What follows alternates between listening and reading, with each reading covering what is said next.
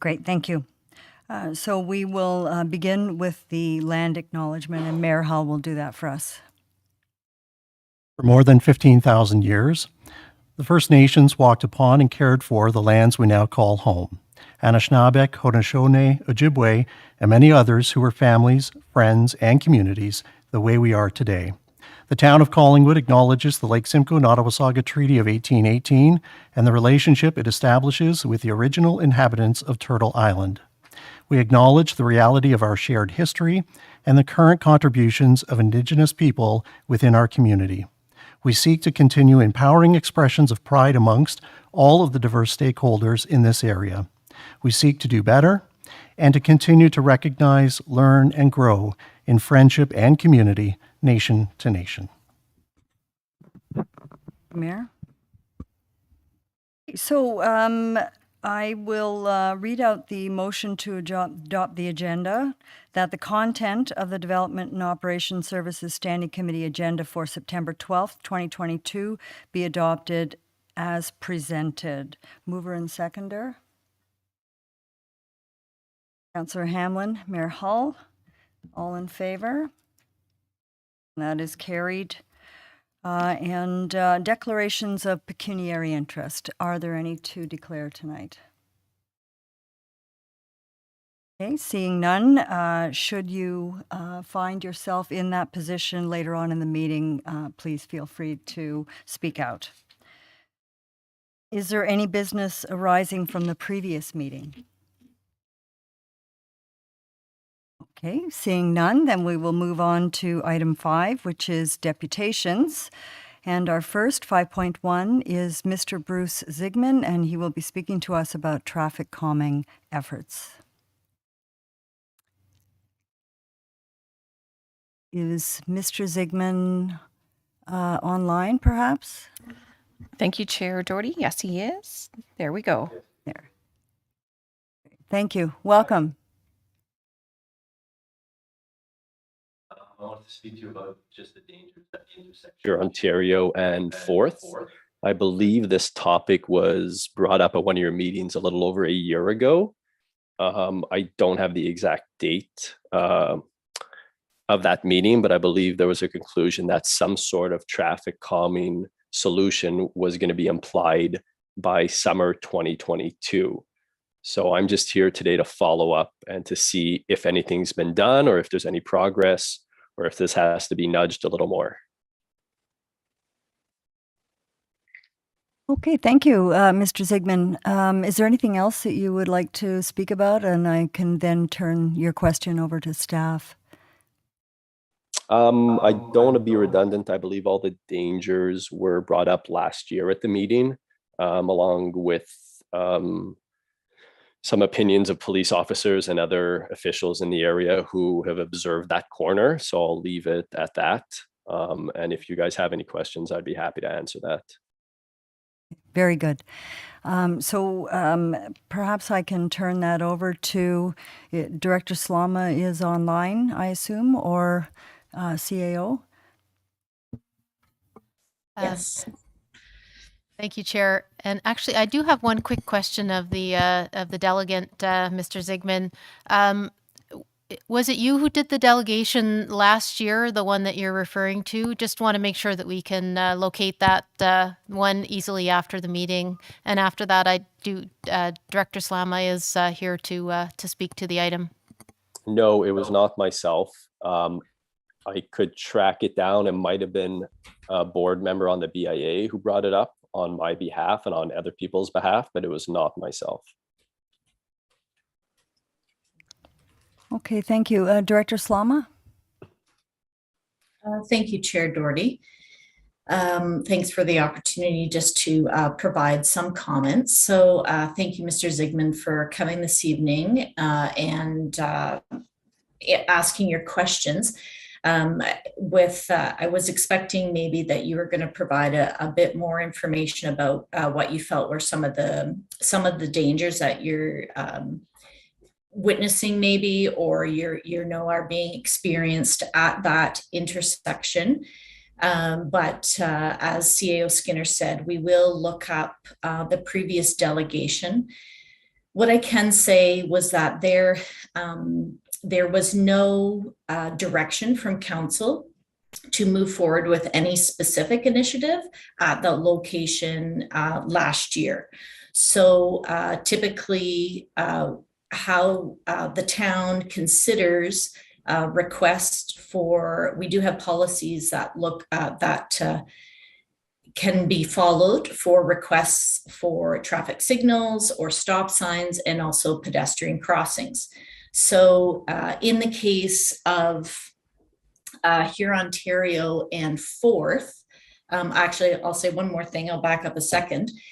We also, as staff, we do carry and we have an annual budget within the engineering budget that is set aside for the review of such requests. And this is looking at the warrants for whether it's traffic signals or pedestrian crossings. So it's conducting some gathering some information, conducting a bit of information studies, and doing some counts, vehicular counts and pedestrian counts, and looking at particulars of the intersection so that we can then go to the guidelines that help us determine, based on their recommendations, whether specific warrants are met and whether a traffic signal or pedestrian crossing is would be appropriate, I guess, in that situation. So for the annual budget that we do have set aside, we did have another location earmarked for 2022, and that was Birch Street and First Street. We have a request for traffic signals. And unfortunately, in 2022, the engineering team did see the resignation of our manager and also our engineering technician, who was the primary person that looked at conducting those studies based on the requests received.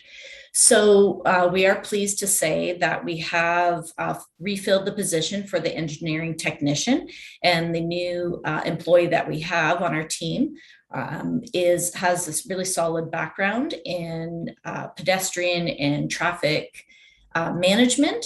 And so he will be taking over some of these requests.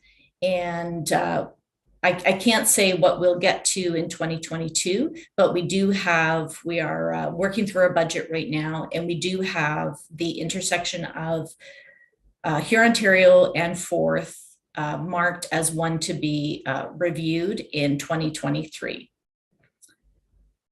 So I know you were looking for a more positive outcome, right? Which would say that you'd see some action happening in 2022.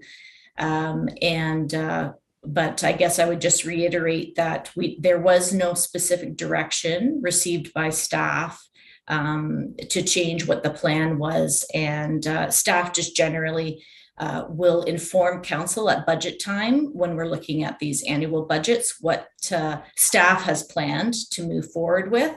And so, like I said, for 2022, it was Birch and First, but we do have Hurontario and Fourth on the list. Thank you. Thank you, Director. Committee, are there any questions or comments? Mayor Hall? Thank you. I wasn't aware that the deputation was specific to this intersection.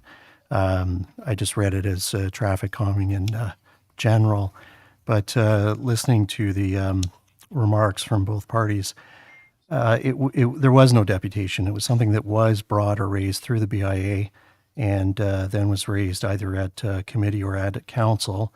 And I think I had raised it in part, and I stand to be corrected, as a broader conversation related to traffic calming. It may, in fact, have actually dovetailed some of the conversations we had related to Finley and Peel. I thought direction had actually been requested and that we did receive a response, and the response was that it didn't warrant and it was left at that time. But regardless, it appears that that's what's happened, and I'm pleased that it'll have a second review because from a personal, the comment that I made that particular time, and I think it still applies, is that when you compare an intersection, say, of Hurontario and 2nd or Hurontario and 3rd, where you've got relatively 4 static, I'm going to call them blocks, i.e. the theater is a static block, et cetera. At this particular intersection, you've got a gas bar, you've got a bus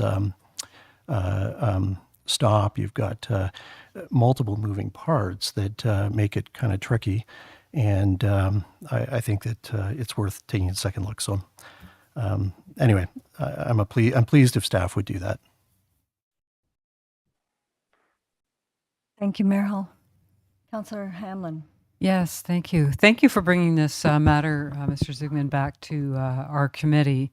I am of a mind that it's something that I'm very happy that staff will look at in the context of the 23 budget. Of our downtown intersections, 4th, of course, is the only one between 1st and 7 without lights or any safe crossing. And particularly with a coffee shop there now on the corner, and a lot more activity with Monaco starting to be occupied, we all hope in the coming months. I think it's time for sure now we have to give some priority to that intersection. So I'll be looking forward to the future discussion of that if I'm returned to council.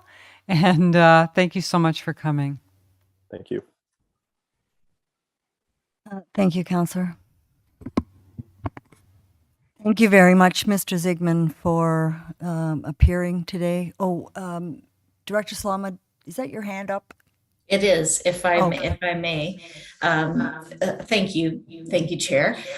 Just to provide some comments after Mayor Hall spoke. So if his recollection is that it was a discussion on traffic calming, it is possible that we did report back that traffic calming wasn't appropriate on Hurontario because in line with our traffic calming policy, it does, like we do say that it is geared for local and collector roads, whereas Hurontario's arterial, it already has a lower posted speed limit of 40 kilometers per hour. So maybe that was maybe the communication on the result, but nonetheless, we do have the intersection marked, and some of the work that we'll do in 2023 is to do some traffic counts and pedestrian counts, and like I said, look at the configuration of the intersection to see what would be most appropriate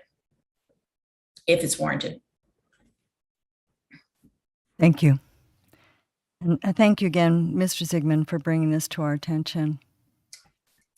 Our next deputant is Carrie Lamarche and Lorraine.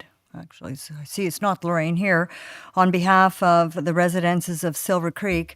And I will just give you the option, if you so choose, your planning-related staff report is coming forward this evening. I don't know whether you want to save your remarks until that time, because you do have the ability to speak after the staff presentation if you so wish, or you can move ahead now. Whatever is your choice. Flexible as to what makes the most sense. So we're happy to wait and so these could be heard together if that makes more sense. Yes, it might. I will just flag the fact that you have 10 minutes as a deputant and 5 minutes after the staff report, but I'm sure we can give you a little bit of leeway. Perfect. We'll hold Anyway. it until then. Okay, Great. thank you. We'll move on then to staff reports. And the first is PW 2022-18, the semi-annual water and wastewater uncommitted hydraulic reserve capacity update. And I will turn that over to the CAO, it would appear. Yes, please. I did want to speak briefly as an overall introduction to the remaining, to the 3 reports that you're going to receive today related to water. So you have this one that's being introduced right now on the hydraulic capacity, and then as well 2 major planning development files which are being provided for your review and decision today. I've been updating council and committees regularly with the support of my staff for over a year, either weekly or monthly. And I think that this report that you're going to receive right now does reset the amount of water that is available, and it can seem confusing at first. I can assure you that if you walk through all the thinking, and I think that Manager McGinnity will do so, you'll be able to see the path. This reset was planned and expected because, as everyone would know if you think about it a bit, the developments are always moving from something that we project an amount of water that they will use in the future to developments that are actually online, taking water and using the water at the plant. So we have to do a reset, and the commitment to council is to reset every 6 months right now so that you understand how much is moved over to be using water and how much is still a projection.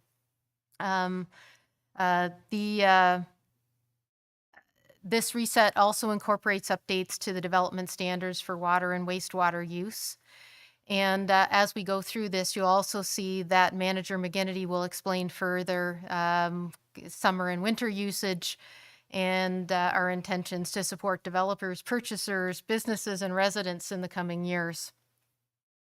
As well, in the report and the subsequent planning reports, you'll see there are several nuances related to how we articulate the water remaining. And to understand all the numbers and approach, it's easier if one pays attention to the scenarios at play. So for example, there may be underlying approvals and conditions that are associated with a development file.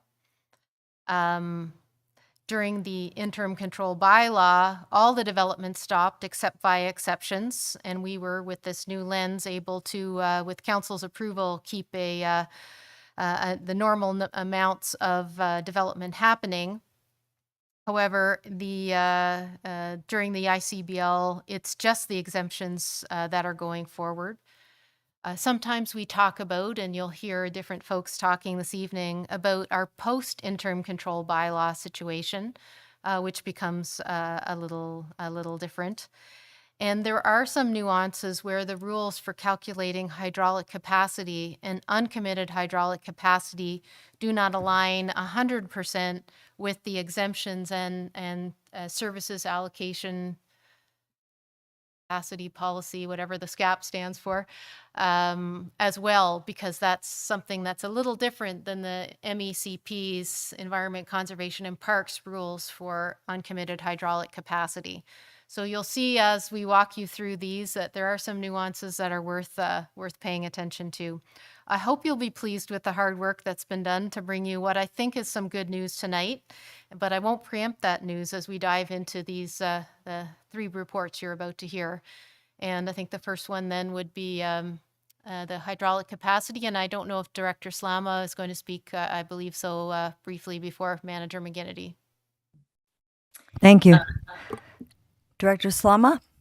Yes, thank you, Chair. And thank you, CAO Skinner. That was a great introduction to all 3 of the reports. And I just wanted to very quickly, not so much as an introduction of this particular report, but I did want to acknowledge the considerable effort that has been put into this determining the uncommitted hydraulic reserve capacity, and Manager McGinnity has put in a lot of effort, but there was a lot of work as well from our friends in the planning department, Acting Manager Ayers and Planner Wukash, as well as CBO Hogg, and even members of the finance team have been helping us. So this is our first presentation of this report, which will be semi-annual to the committee and council.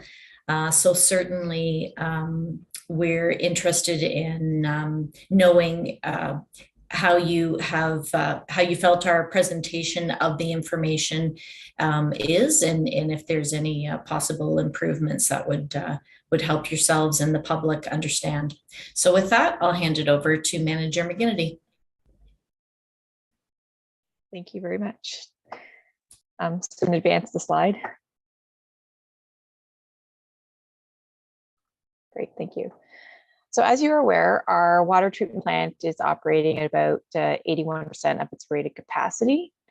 And as such, we've initiated the design of a water treatment plant expansion to ensure that our drinking water supply is available for our projected growth both in Collingwood and in our customer municipalities. The design of this expansion is well underway, and we are on track to issue a construction tender in early 2023. But until the expansion is complete, limited water capacity remains available.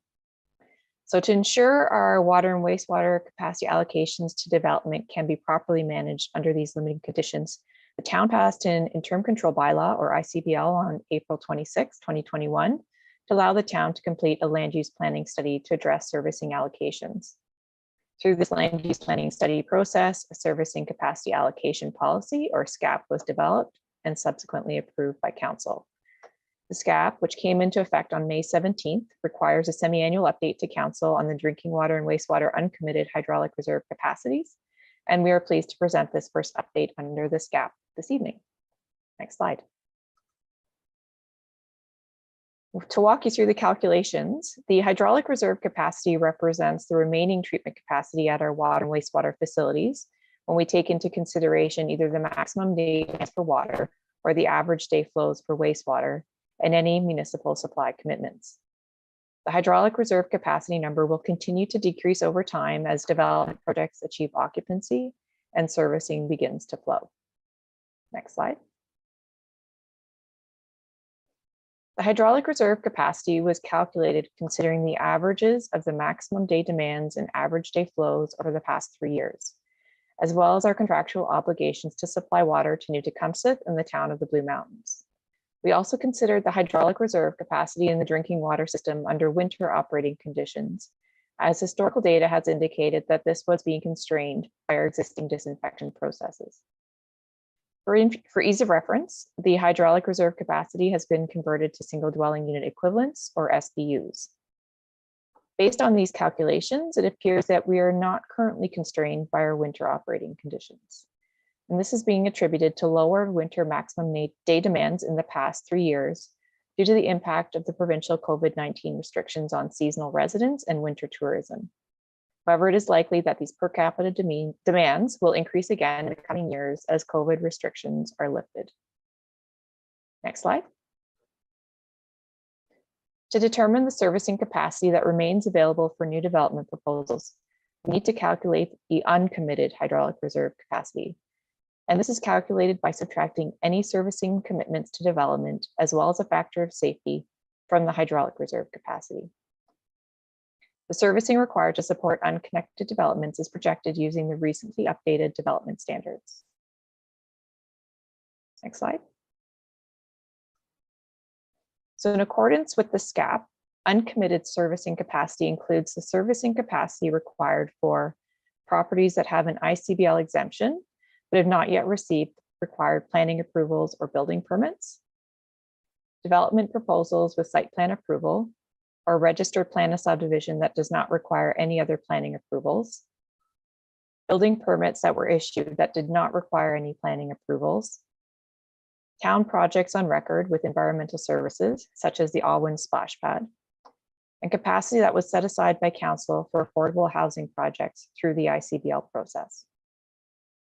SCAP does not identify registered plans of subdivision that still require site plan approvals or draft plans of subdivision as having servicing capacity commitment.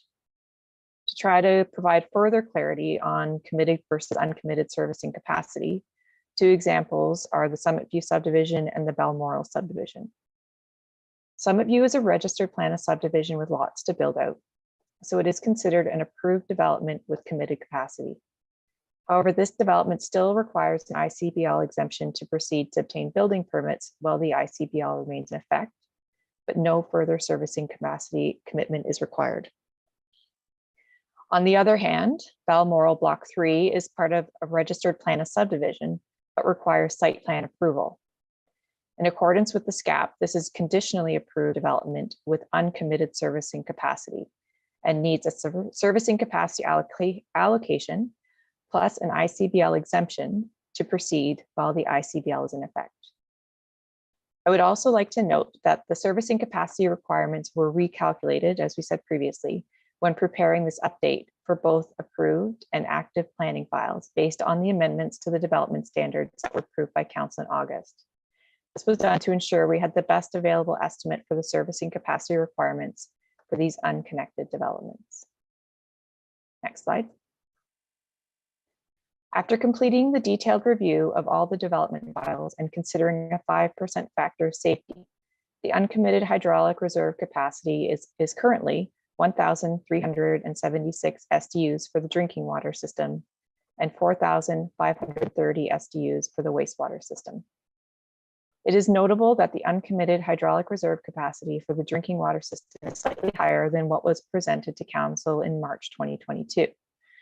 This is primarily being attributed to the recalculation of servicing capacity requirements based on the updates to the development standards and also the refinement of the definition of committed servicing capacity through the SCAP. Next slide. Based on the identification of 342 additional SDUs through the application of the SCAP framework and updates to the town's development standards, staff are recommending that 205 SDUs be made available to service new development applications through the end of 2022. This would result in 23 additional SDUs being made available above the previously recommended 430 SDUs for a total of 453 SDUs in 2022. We are also recommending a slight increase in the water servicing capacity allotment for the next 2 years to 450 SDUs each year. This brings the recommended total SDUs available for allocation to development to the end of 2024 to 1,105. Next slide. Thank you very much for your time, and I'd be pleased to answer any questions you may have about this, our new updated uncommitted hydraulic reserve capacity calculations. Thank you very much, Manager McGinnity. Good news indeed. Is there anyone in the gallery or online who wishes to make comment with regard to this staff report? Clerk Colmus? Thank you, Chair Doherty. If there's anybody in the audience that would like to address the staff report, please step forward.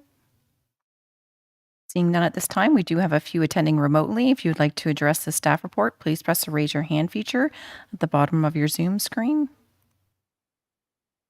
And there is no interest at this time, Chair Doherty. Thank you. Okay, that said, I will read the motion in and we can turn it over to committee. So, PW 2022-18, Semi-Annual Water and Wastewater Uncommitted Hydraulic Reserve Capacity Update. That staff report, PW 2022-18, Semi-Annual Water and Wastewater Uncommitted Hydraulic Reserve Capacity Update be received, and that staff report, PW 2022-18, be expedited to the September 19th, 2022 meeting of council. Okay, and so I will turn this over then for comment from committee. Mayor Hull? Oh. Happy to move. Okay, sorry. Yes, moved. Seconded by Councillor Hamlin. Okay, now I will turn it over to committee for comment. Okay, Councillor Hamlin. Yes, thank you, Madam Chair.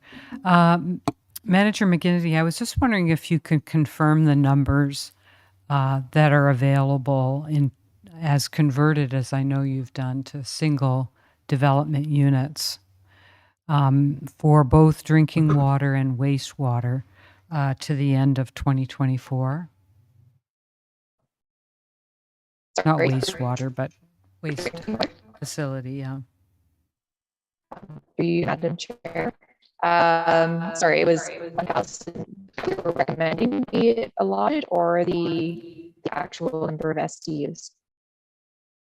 Manager McGinnity, you just broke up there. I was wondering if you could repeat the question. Sorry, can you hear me now? Yes. Okay. Sorry, for clarification, was that the recommended allotment or the actual uncommitted hydraulic reserve capacity? Well, I'm just trying to convert this very good report to something that is easy to understand for anyone who's listening. So I thought you had, in doing your hydraulic reserve capacity, you had used an analysis of how many single dwelling units are available. And so I was wondering if I could just start then with the drinking water situation. How many single development units are available, and how many are staff recommending that we use at this point or allocate? Thank you. Yes, through you, Madam Chair. So we currently have 1,376 STUs remaining in our uncommitted hydraulic reserve capacity and for the drinking water system.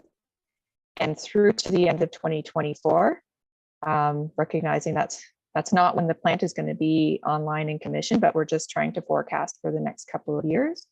We're recommending that 1,105 SDUs be considered to be made available for new development or for capacity allocation for new development. Okay, thank you. Thank you for clarifying that. That's very helpful. And so that leaves about 270, I'll say, single dwelling units available that haven't been allocated. When do you foresee staff will bring forward further recommendations about allocating the balance? Through you, Madam Chair. Oh, I see Director Slama has her hand up. Maybe I'll let her speak. Thank you, Chair. Yeah, thank you, Chair. I just wanted to maybe ask a clarification again of Councillor Hamlin's. So the numbers that Manager McGinnity just restated are what is available to be allocated until 2024. And I just wasn't sure that you interpreted it that way based on your last comment. Clarifying that, I think I just calculated that there was a difference between what was available and what staff is recommending council allocate between now and the end of 2024 of about 270 units. And so I was just wondering why you're holding those back. So I can take, if I can, Madam Chair, through you to Councillor Hamlin. So you are correct. There is a difference between those two numbers, and there is the opportunity for council. Council can always make the decision to increase the, I'll say the buckets for 2023 or 2024. But we thought this was a good starting point because we will be presenting this information semi-annually. Council will have the opportunity to adjust those numbers each time we present, and staff will be doing the same, right? Staff may find as we see the annual maximum day demand on the water side, we will see how that changes. We may find we might recommend there's even more available. So it all kind of depends. And we felt that rather than, presenting something that allocates, every final unit, we presented something we feel is reasonable and represents the level of development that we have seen in the community. It supports what we've seen in the recent past, but there is that difference that could increase any of these annual allotments. Okay, thank you. So I understand you're taking what I would call the conservative approach, which, I would endorse as a good way to proceed when you're talking about this. And through you, Madam Chair, I just have one further question. On the reserve capacity coming, from the wastewater treatment plant, a number of people in our community are concerned that we don't have enough capacity there and what's going to happen. As I heard the numbers, perhaps I'll just ask you to repeat them. How many, what is the reserve capacity in the wastewater treatment plant based on single development units?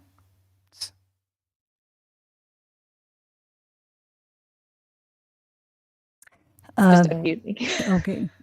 Who, either Director Salama or Manager McGinnity? Yeah, I can speak to that, Madam Chair. So our uncommitted, and I'm assuming that you were looking for the uncommitted hydraulic reserve capacity for the wastewater treatment plant, is 4,530 SDUs. So that's great. Thank you so much. Thank you. And if I may, I actually have a question myself. So to reiterate, for the remainder of 2022, you are recommending that we have presently 205 SDUs of available capacity to the balance of the year, just to confirm. Yes, that is correct. And we did at SIC last week see a list of applications in our second intake of requests for exemptions. Can you just remind me what was the total of those requests? I'm going to have to ask Manager Ayers potentially to respond to that question. I don't recall that off the top of my head in terms of the specific exemption request. I know there are various development applications that are looking for approvals and exemptions, and I'm not sure what was actually presented last week. Okay, my apologies. Manager Ayers, can you help us out? Thank you, Madam Chair. So the CAO report 2022-13 that was received by the Strategic Initiative Standing Committee last week, the exemption request that was the decision was deferred to the meeting of council next week. However, the list of exemption, the 14 exemption requests that were presented totaled an estimated 98 single dwelling unit equivalents. However, I would note that 45 of those SDUs are allocated through the report currently before you. They're already allocated through a separate process because it is a registered plan of subdivision. So the additional allocation that would be sought through that report going to council next week would be a total of 53 SDUs. Okay, thank you. And that is good news. Thank you very much. Okay, so we have a motion that's been duly moved and seconded. So can I call the vote, please? All in favor? And that is carried unanimously among the mighty three. Okay, so moving on to our next item, 6.2, P 2022-32, proposed site plan and draft approval of a vacant land condominium plan 11403, 11453, and 11461 Highway 26 multi-residential development. And Manager Ayers, is it you or Mr. Tickle? Thank you, Madam Chair, and good evening, members of the committee and members of the public in attendance this evening. Prior to introducing Community Planner Tickle, who will provide an overview of the staff report, I did want to provide some overall context to the two development files being considered by committee this evening. Following acceptance of the report presented by Environmental Services this evening, as it's been noted, a total of 205 SDUs of water servicing capacity remains available for allocation in 2022. Last week, as we just discussed, the Strategic Initiative Standing Committee received a staff report that in total will be recommending 53 SDUs be allocated through that second intake process at the September 19th council meeting. And the two development proposals being considered by the committee this evening require a total of 151 SDUs of water servicing capacity. So that's comprised of 133 SDUs for the proposed 3 rental apartment buildings and associated amenity building on Highway 26, as well as 18 SDUs for the Annex residential subdivision proposed at 400 Maple Street. So these 151 SDUs, coupled with the 53 SDUs recommended under the exemptions report considered last week, which, if approved by council, would essentially utilize the remaining allocation for 2022. It's therefore being recommended that the following two reports before the committee this evening be expedited to the September 19th council meeting, so all of the recommended ICBL exemptions can be considered concurrently by council prior to rendering a decision. And should council endorse any or all of the servicing allocations, it would allow these shovel-ready projects to proceed as early in the fall construction season as possible. So in upcoming committee or council meetings, staff will bring forward further information about the approach to servicing allocation into 2023. And with that, I would now ask that Community Planner Teakle provide an overview of the first development application being considered by committee this evening. Thank you. Thank you. Right, And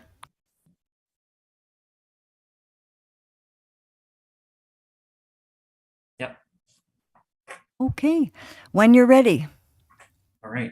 So good evening, committee members. This is presentation for staff report P 2022-32 regarding site plan control and a vacant land condominium application for 11403, 11453, and 11461 Highway 26.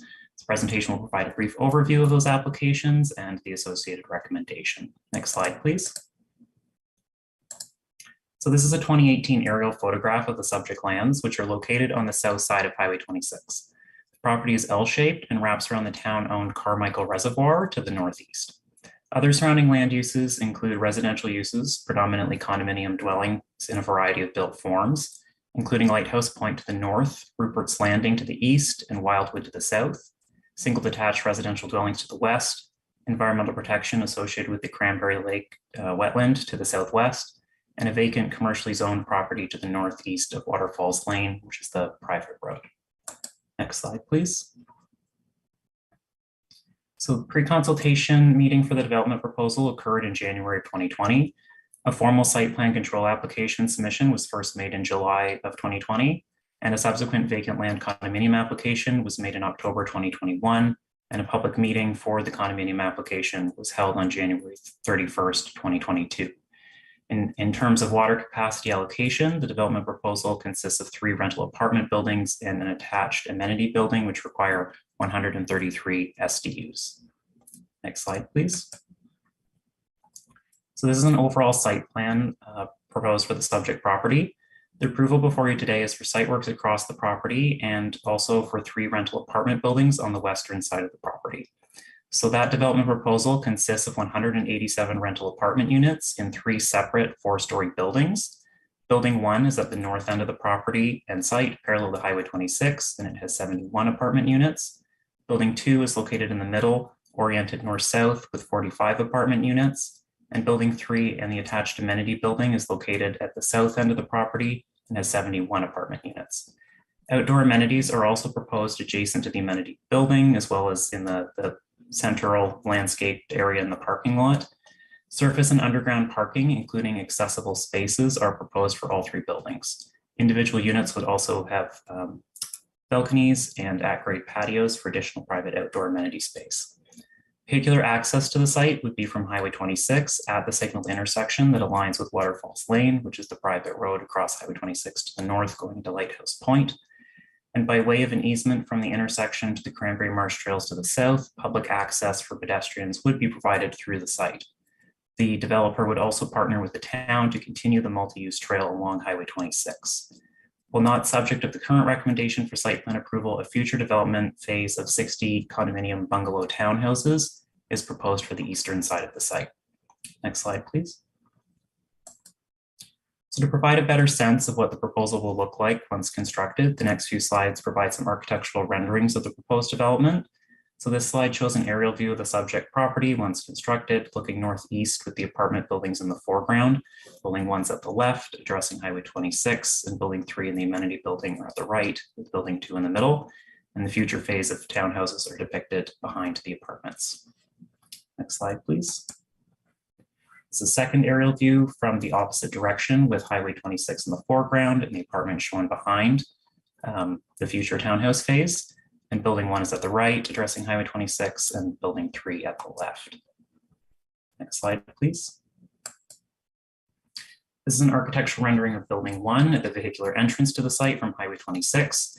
So this will be the most publicly visible aspect of the development, and you can see depicted landscaping between the building and the street, as well as the multi-use trail along Highway 26. Next slide, please. This building 2 is seen from inside the site, looking west, and that's the main entrance into that particular building. Next slide, please. And this is the amenity building and building 3, also seen from inside the site, looking towards the southeast. Next slide, please. This is an excerpt of the landscaping plans for the site. So this shows the landscaping plan around building 1 specifically and along the public realm interface with Highway 26. Extensive landscaping is proposed across the site with mature tree canopy that meets 30% requirement of the town's urban design manual. As you can see, there's a significant planting bed and trees proposed between the building and Highway 26, as well as a landscape buffer between the building and the neighboring residential property to the west. Next slide, please. Moving south along the western lot line. So this is immediately south of building 1, moving further into the site, and another landscape plan excerpt. You can see there's a significant landscape buffer between the surface parking lot and again, the neighboring single detached dwelling to the west. This buffer includes the preservation of many existing trees, and privacy fencing and drainage have been coordinated with the landscaping to provide a detailed tree preservation plan along this interface. This is the portion of the lot line shown on this plan, which is closest to the neighboring dwelling. And as you can see, building 2 at the right is set back well to the east and away from that lot line. Next slide, please. In terms of planning policy analysis, the proposed development is consistent and in conformity with all applicable provincial and municipal planning policies and regulatory instruments as outlined in the staff report. The property is appropriately zoned for the proposed development and represents infill of a vacant lot within the existing built boundary of the town. If approved, it would contribute towards achieving a complete community with compact built form and would make a significant contribution to the provision of multi-unit housing in the form of market rate rentals. The proposal also would facilitate conveyance to the ownership of the town of environmentally sensitive lands in the southwest corner of the site associated with the Cranberry Marsh wetland. And the proposal is supported by internal and external review partners. Next slide, please. So in terms of the vacant land condominium plan, a vacant land condominium plan is proposed to divide ownership of the property into 5 units or lots of vacant land. Condominiums are a way to divide ownership in property, and a vacant land condo functions similar to plans of subdivision that have the effect of dividing vacant land into units that can be built and separately conveyed. Condominiums also allow for shared access to and maintenance of common element facilities. The vacant land condo plan would be registered prior to construction to facilitate the owner's desired ownership model, which includes selling Unit 5 to a development partner for the future townhouse phase. Unit 5 is shown in blue at the right, and the proposed apartment buildings would be located on Unit 1, shown in yellow on the left. Environmentally sensitive lands to be conveyed to the ownership and protection of the town are shown in green, and a common elements block for access and services is shown in red. Units 2, 3, and 4, which are the small orange boxes surrounded by Unit 1, are for common signage. Next slide, please. Standard conditions are recommended for the approval of the draft plan of vacant land condominium. One special condition is proposed for the conveyance of the environmentally sensitive lands to the ownership of the town, that is the tool to obtain those lands. Notice of decision for the draft plan of vacant land condominium will be published and provided to those who have requested it within 15 days of the decision of council. There is then a 20-day appeal period following a decision where the applicant or various public bodies may appeal to the Ontario Land Tribunal. Next slide, please. In terms of the site plan and control agreement, it will include all of the standard clauses typically found in the town site plan control agreements. There's a number of special terms and conditions that are currently being refined by staff and the town solicitor. And once a site plan control agreement has been finalized to the satisfaction of the acting director of planning and the town solicitor, the agreement would be advanced to the mayor and clerk for execution. Financial and security considerations in the site plan control agreement will include a $5,000 administration and legal deposit for preparation of the agreement, payment of the engineering services fee of a little under $18,000, securities in excess of $9 million, and cash in lieu of parkland at a rate of 5% of the appraised value of the lands. Next slide, please. So in conclusion, staff are recommending in summary that council receive the report, approve the vacant land condominium plan subject to the draft plan drawing and conditions of draft plan approval, exempt Unit 1 of the vacant land condominium plan from the provisions of the interim control bylaw 2021-024, totaling a municipal servicing capacity commitment of an estimated 133 single detached dwelling unit equivalents. Approve the site plan application subject to the owner entering into a site plan control agreement with the town to the satisfaction of the acting director of planning and the town solicitor. Enact the authorization bylaw to execute the site plan control agreement and expedite report P 2022-32 to the September 19th, 2022 meeting of council. That concludes my presentation, and I'm happy to answer any questions. Thank you. Thank you very much, Community Planner Teakle. That was a super report. Is there anyone from the gallery who wishes to make comment or ask questions with regard to this staff report? Come on up, Carrie.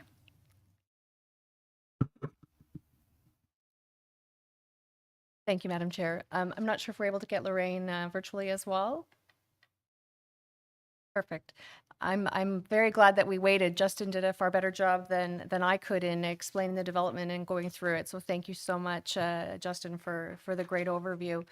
And if we're able to get Lorraine, we'll pass it to her to give a brief overview, not to replicate too much of what Justin said. And if not, then I'll continue on.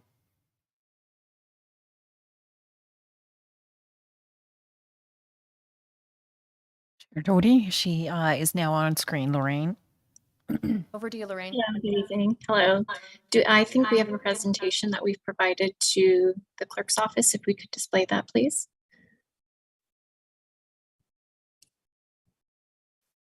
Chris?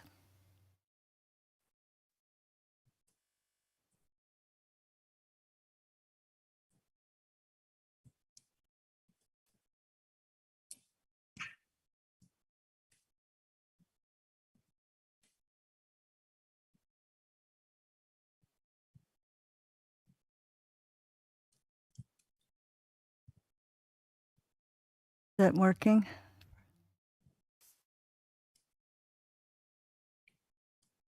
Oh, there we are.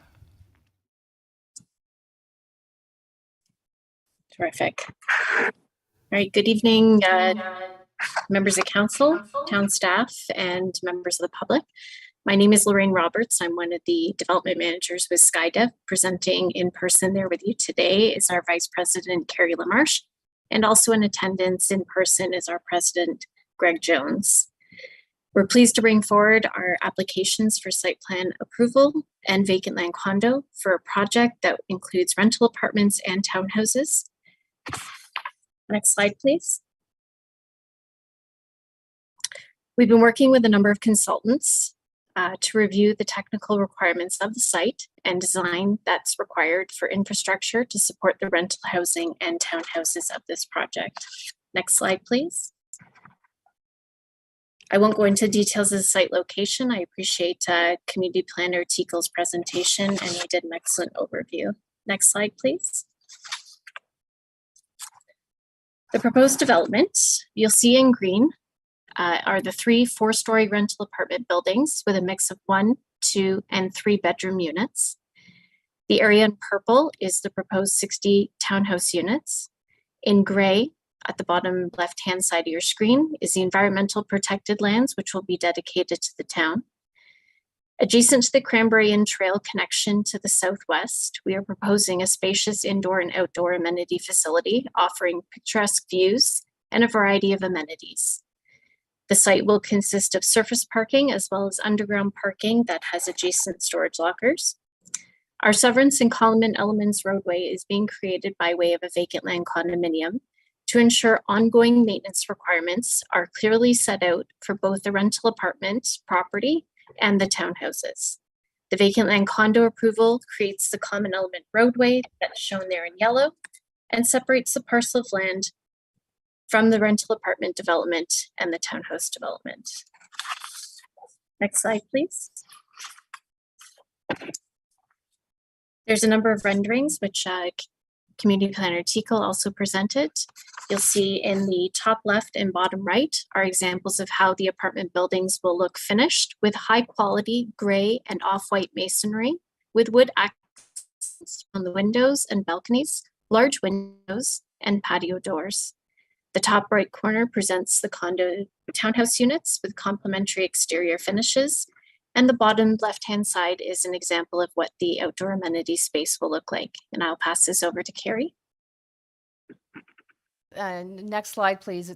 Just a few more pictures of the amenities. The indoor amenity space is 4,800 square feet in size, along with pool, pickleball courts, children's playground, dog run, etc. on the exterior. And this is intended to be shared between the proposed townhouses as well as the rental apartments located on the lands. Next slide talks a bit about our environmental and social sustainability features. 10% of the parking spaces will have EV charging capability day one, with an ability to grow that for the future as demand increases. We also feature low-flow water fixtures, high-efficiency heating and cooling, beehives. There's a number of different things, and we can go on if there's questions later on that. And of course, the building will be ready for solar panels to be installed in the future. There's really good rebate programs available for us to install them as a retrofit versus day one, but we do make sure that the roof is structurally able to take the load of those solar panels for the future. Looking at our ICBL, there's a number of community benefits associated with the project. Number one, I think, is on the next slide shows the dedication of the environmentally sensitive area shown in gray, along with creation of trails that will connect to the overall trail system for the community and overall further enjoyment of the community. We'll also be upgrading the signals in the intersection for the proposed development. And of course, providing much needed rental housing for the community as well. Next slide, please. And so if we take a look at what the development means, it's 133 SDUs for the rental apartment portion. And then of course, the future townhouses would be an additional just under 50 SDUs as well. We are shovel ready. I think that's the most important criteria. And so allowing approval of this project, we could get going immediately. And that would mean people are moving in 2024. It will take us about 18 months to 2 years just to get the first building up and running because of the extensive earthworks and building construction periods that we need. Approving as much of this project as possible will really allow us to leverage construction costs and complete the works at an overall lower rate. And so our ask is if you could see your way clear to approving as much of this as possible, it really will help in making sure we can keep rents low for the community. Collingwood has a very low vacancy rate at 1.5%. And this coupled with the additional demands of people looking to move to Collingwood, affluent retirees, as well as the needs of workforce housing, there's more pressure than ever for us to increase the housing within your community. I'll just give you another minute to wrap it up. Slide is the next one. Perfect. And so our asks are that you approve as much of the water allocation as you can, as well as our vacant land condominium and site plan application. Thank you so much. Very good. Thank you. Are there any questions or comments from the gallery? Okay. Are there any questions or comments online? Yes, Chair Doherty, we do have James Dazelle would like to address the Standing Committee regarding this application. Thank you. Mr. Dalzell?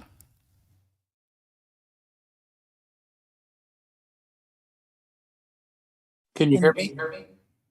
We can hear you now. Okay. Yes, thank you. Yeah, I was tied up. I was watching this on TV, and now I've gone to the computer. Can somebody explain the name Silvercreek related to this development? I guess I will ask the proponent if they can give us an explanation of that. Thanks.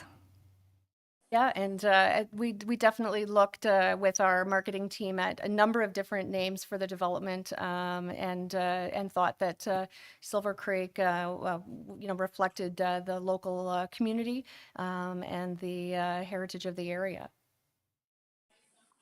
Thank you. But Silver Creek is very remote from that area. Carrie? We felt that it was very close in nature, that it would, resonate with prospective people looking at renting a home in this area. And there was lots of different names that we chose, but it was definitely one that stood out for us as reflective of the larger community of Collingwood. Thank you. Okay, it's kind of bizarre. Thank you. Thank you, Mr. Dalzell. Any other questions? Okay, I think not. Clerk Almus, is there anyone else online? No, Chair Doherty, not at this time. Okay, thank you. Okay, I will read in the recommendation and then ask for a mover and a seconder.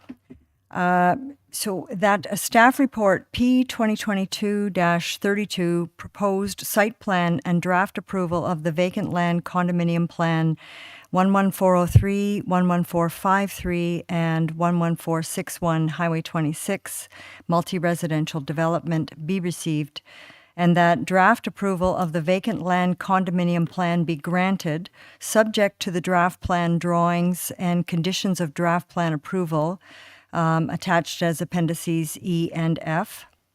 And further, that Unit 1 of the vacant land condominium plan be exempt from the provisions of the interim control bylaw number 2021-024 and added to the bylaw Schedule A for the purposes and uses outlined in this report, for a total municipal servicing capacity commitment of an estimated 133 single dwelling unit equivalents. And further, that site plan application file number D11920 be approved subject to the owner entering into a site plan control agreement with the town to the satisfaction of the acting director, planning, and town solicitor. And further, that the authorization bylaw to execute the above noted site plan control agreement for a multi-unit residential development at 11403, 11453 and 11461 Highway 26 be enacted. And further, that staff report P 2022-32 be expedited to the September 19th, 2022 meeting of council. Okay, mover and seconder, please. Mayor Hull, Councillor Hamlin. And I will turn it over to the committee for questions and comments.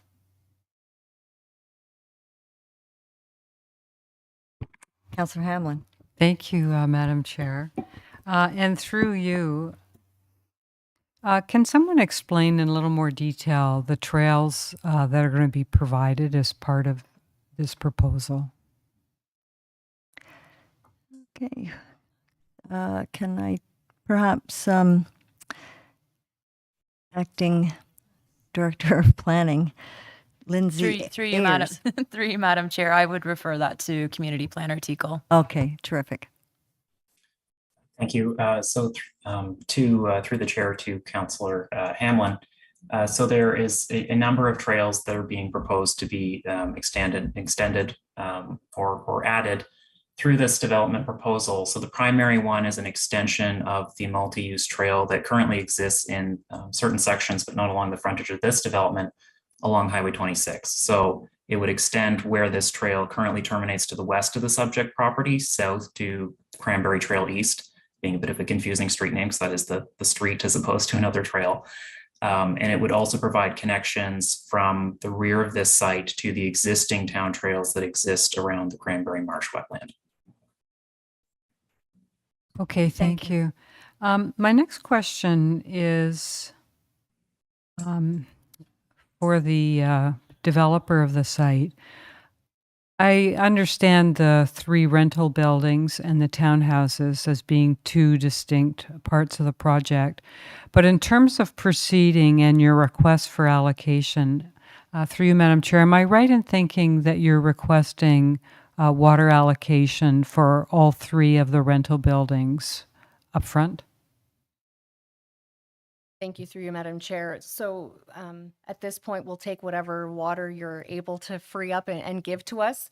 What we know, though, is that, getting the right type of construction crews mobilized and set up to build, if we can keep them going building to building to building, there's an inherent savings in that.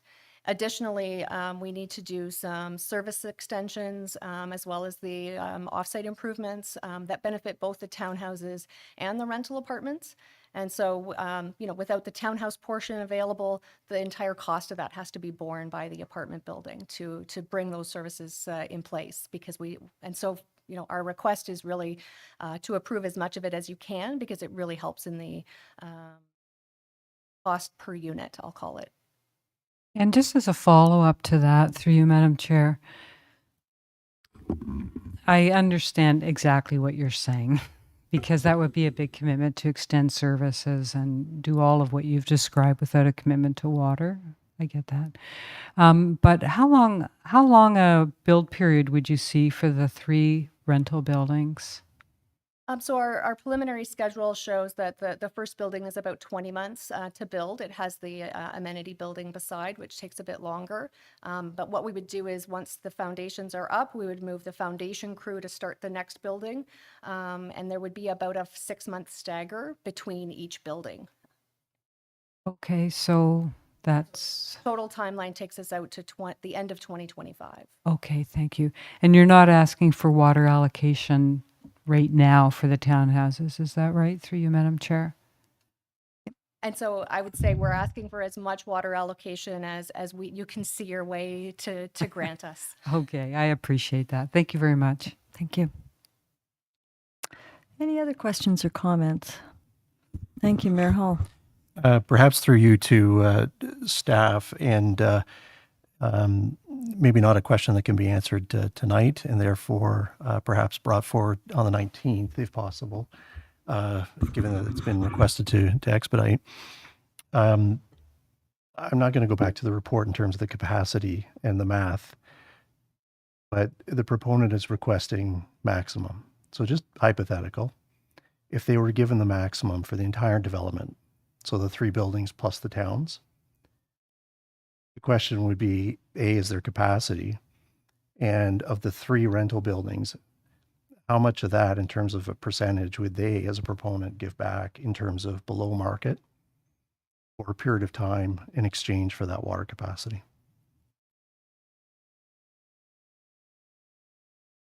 That's it. And maybe the one other question, sorry, my apologies, my back to you. Yep. And speaking in general support of this development, just to confirm that you're proposing that you would build the amenities with the three buildings, not at the outset of the towns. That's correct. Yeah, absolutely. Okay. Through you, Madam Chair, the amenity building is attached to building 3. Okay. And so it being sort of at the rear of the site, it makes sense to build it first and get those amenities up and running out towards the street. Thank you. Terrific. I just have just a couple of comments.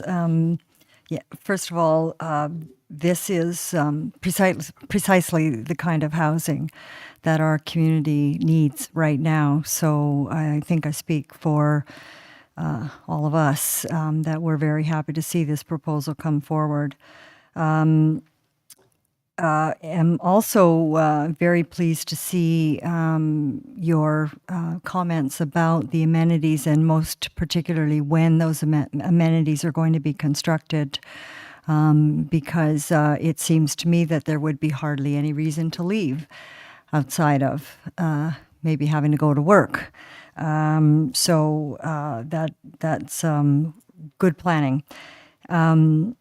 And I have a reason for saying so. And this is going into my next comment. And again, CAO Skinner, this may be a question that we will have to bring forward for next week. But as you know, during the public meeting, there were residents from Lighthouse Point who expressed some concern about the alignment of your access and theirs, that it was basically it would be perceived as a straight through into the Lighthouse Point lands. And so I'm sure there's a good reason for the roadway being where it is. But I'm wondering if there are any treatments to the intersection that could be done that would discourage straight through the light action. So meaning that drivers would have to turn either left or right. And I guess I would go for both sides, actually. But because one of the comments that was stated during the public meeting was concern that residents of this development would be wanting to use the amenities of Lighthouse Point, well, I think that is no longer an issue. The last comment I will make is just my standard comment that I do not believe that the municipality should be taking 5% cash in lieu of parkland, given our concerns today about climate change and climate change mitigation. That said, I see that you will be deeding access to the environmental protected lands to the town, and you are constructing amenities and lots of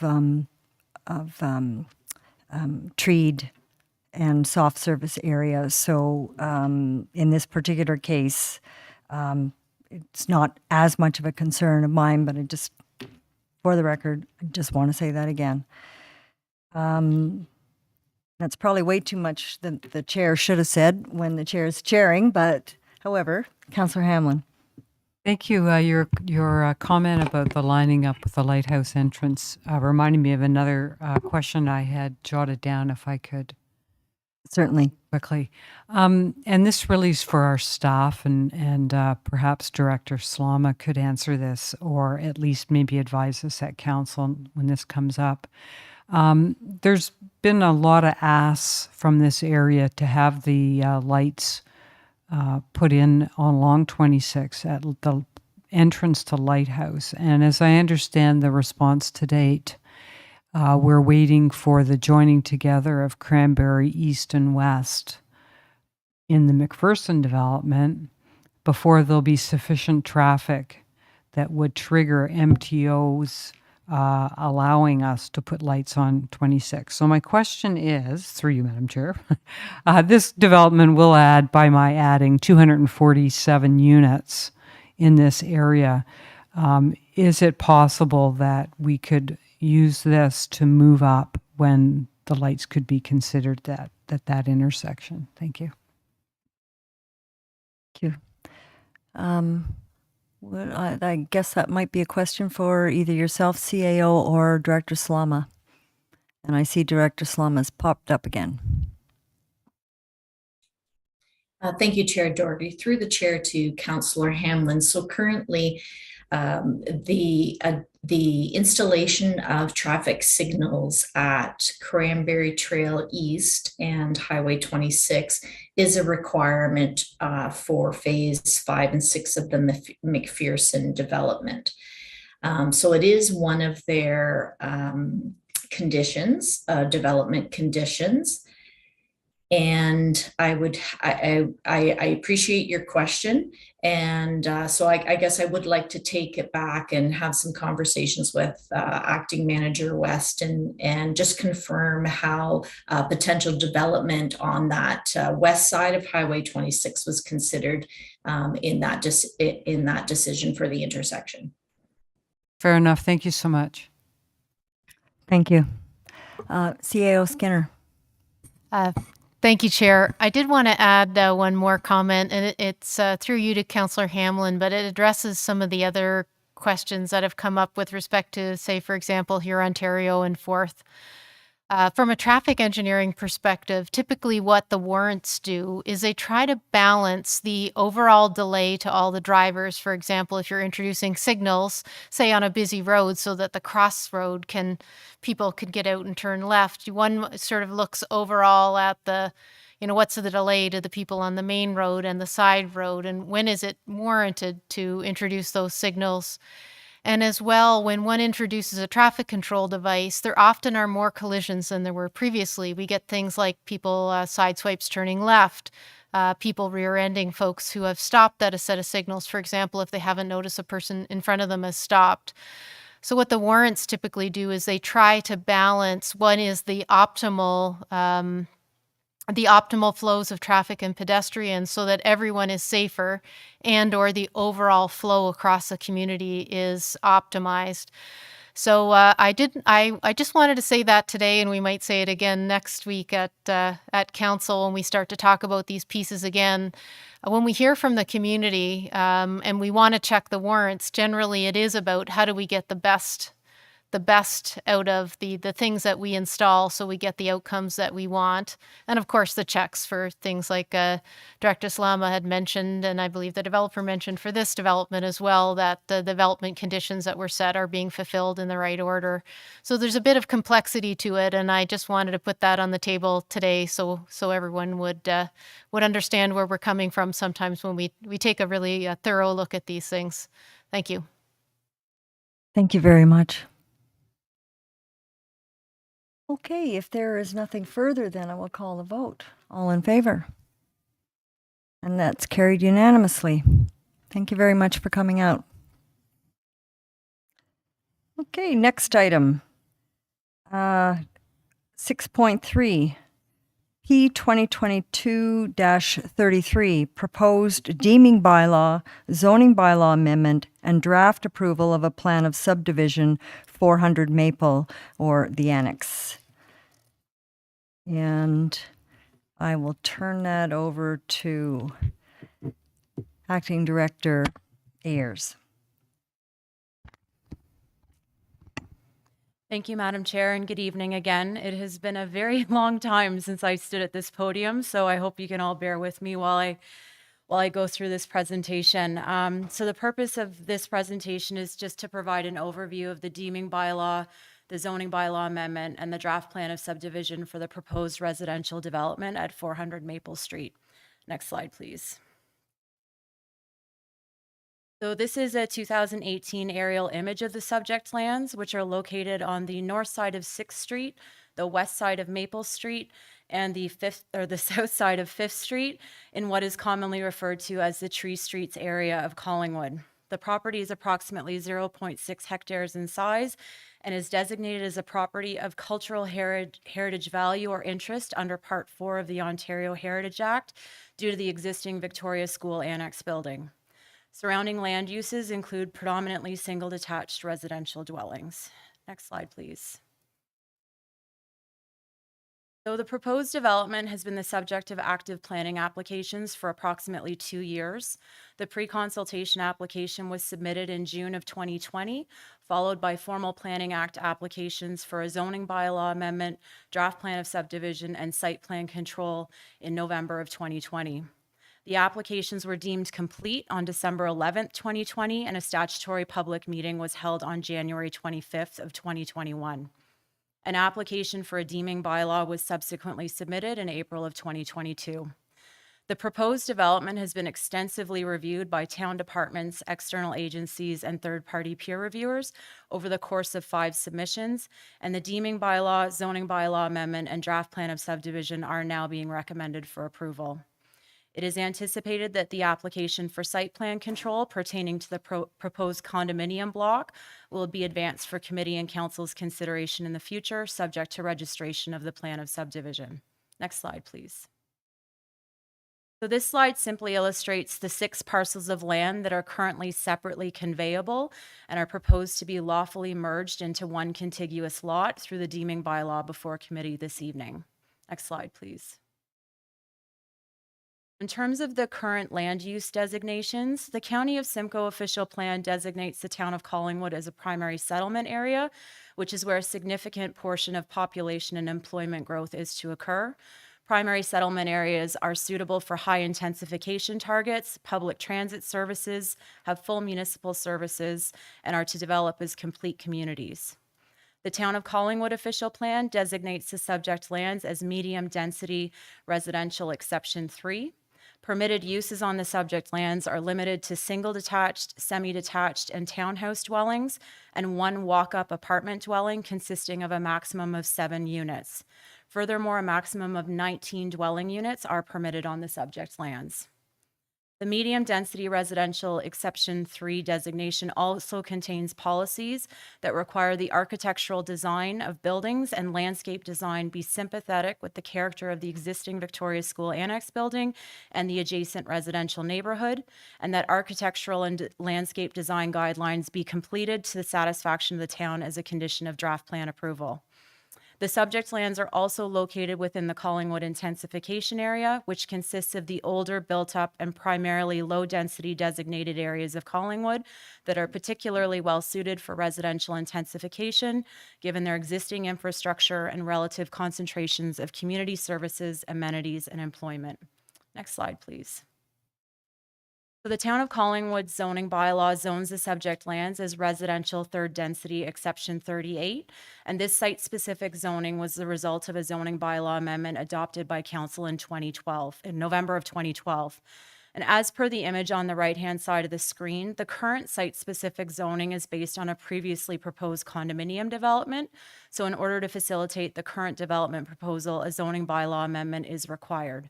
However, the parent residential third density zoning is not proposed to change. Next slide, please. So the subject lands are proposed to be rezoned from the residential third density exception 38 zone into 2 new site-specific zones. The residential third density exception 64 zone would apply to the residential lots proposed for single detached and semi-detached dwellings located around the perimeter of the subject property, and would include a number of site-specific exceptions, including limiting uses to single detached and semi-detached dwellings, permitting a maximum of 14 dwelling units, establishing a minimum lot area of 365 square meters, a minimum lot frontage of 13 meters, a maximum front yard of 7.5 meters, a minimum rear yard of 7.4 meters, a maximum lot coverage of 45%, and a minimum landscaped open space of 40% for single detached dwellings. Furthermore, it establishes a minimum lot area of 263 square meters, a minimum lot frontage of 9.6 meters, a maximum front yard of 7.0 meters, a minimum rear yard of 7.2 meters, a maximum lot coverage of 49%, and a minimum landscape open space of 40% for semi-detached dwellings, as well as establishing some site-specific exceptions to some of our general zoning provisions, including minimum requirements for site triangles, setbacks for unenclosed steps or set of stairs, and minimum rear yard setback for detached accessory buildings. The residential third density exception 65 zone would apply to the proposed condominium block containing the existing Victoria School Annex building, the 3 townhouse dwellings, and the detached accessory building or what is being considered a detached garage. And it would also include a number of site-specific exceptions, including limiting uses to semi-detached, townhouse, and group or cluster dwellings, permitting a maximum of 5 dwelling units, establishing a minimum lot area of 1,830 square meters, a minimum lot frontage of 13 meters, a maximum lot coverage of 34%, a minimum landscape open space of 32%, maximum heights for the semi-detached and townhouse dwellings, as well as a number of site-specific front yard, rear yard, and interior side yard setbacks to formalize the proposed positioning of the existing and new buildings. As well, there's also some site-specific exceptions to deal with some of the general zoning provisions, including minimum front yard and maximum interior side yards for the detached accessory building, and recognizing that the semi-detached townhouse and group or cluster dwellings would have access off a private road. These site-specific provisions are intended to ensure that the proposed development concept is implemented as presented, but also allow for a limited amount of flexibility should minor adjustments to the proposed building footprints or similar be required. Next slide, please.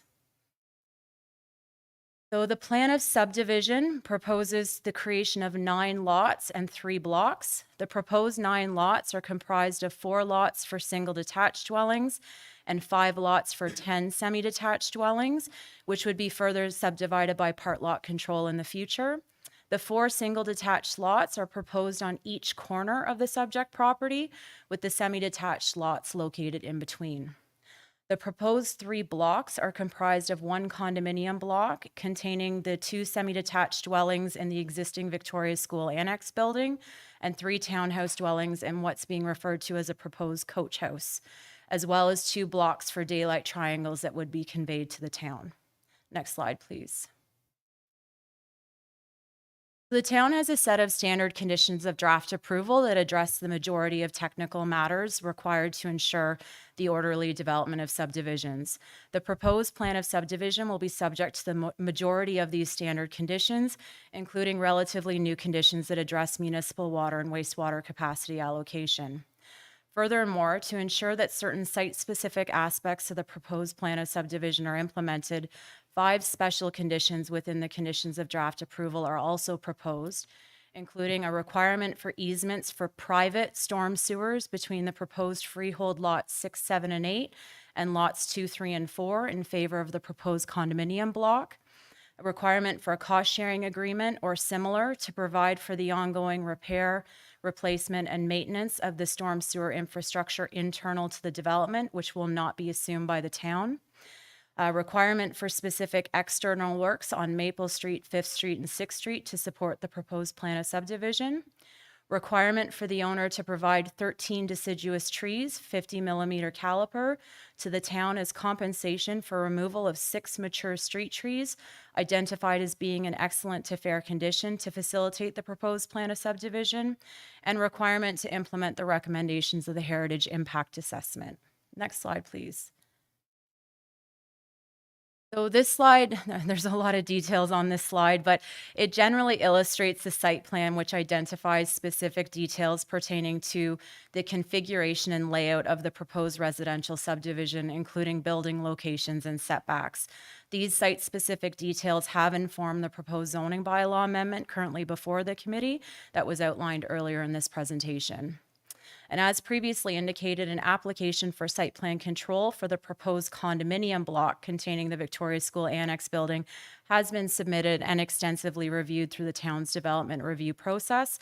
And it is anticipated that the site plan control application will be advanced for council's consideration in the future, subject to registration of the plan of subdivision. Next slide, please.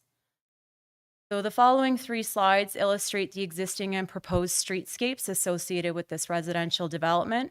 It's important to note that the design of the single detached and semi-detached dwellings proposed around the perimeter of the subject property is directly representative of the proposed building elevations, including exterior building materials and colors that you can see on the lower portion of the slide. So this first slide represents the existing and proposed Maple Street streetscape. Next slide, please. This slide represents the existing and proposed 6th Street streetscape. Next slide. Finally, this slide represents the existing and proposed 5th Street streetscape. And I would note that the construction material that you see on the screen is not associated with the proposed development, but the applicant has allowed Arnott Construction, who's undertaking the 5th Street sanitary replacement project, to use a portion of the site for storing construction materials while that town project is underway. Next slide, please. So as previously noted, a statutory public meeting was held on January 25th of 2021. A total of 9 individuals provided oral submissions at the public meeting, and a number of written comments were also submitted. The oral and written comments received at or in response to that public meeting were mostly favorable of the proposed development. However, a number of concerns were raised. These concerns and how they have been addressed are outlined in further detail in the staff report, but they generally include drainage and stormwater management, particularly concerns over the high water table, potential flooding risks, and snow storage. Density and neighborhood compatibility, particularly regarding the number of dwelling units proposed. Some individuals thought the density was too high, while one individual felt it was too low. The proposed lot sizes and concern over the attached garages relative to the surrounding neighborhood context. Concerns over increased traffic to the area and concern over increased on-street parking. Tree preservation, particularly the mature trees along the municipal right-of-ways. Privacy concerns with respect to the proposed second-floor balconies on the Victoria School Annex building, and heritage-related matters, particularly ensuring the long-term conservation of the heritage and development theme currently before committee, and that other heritage-type properties in the area are not negatively impacted by construction activities. Next slide, please.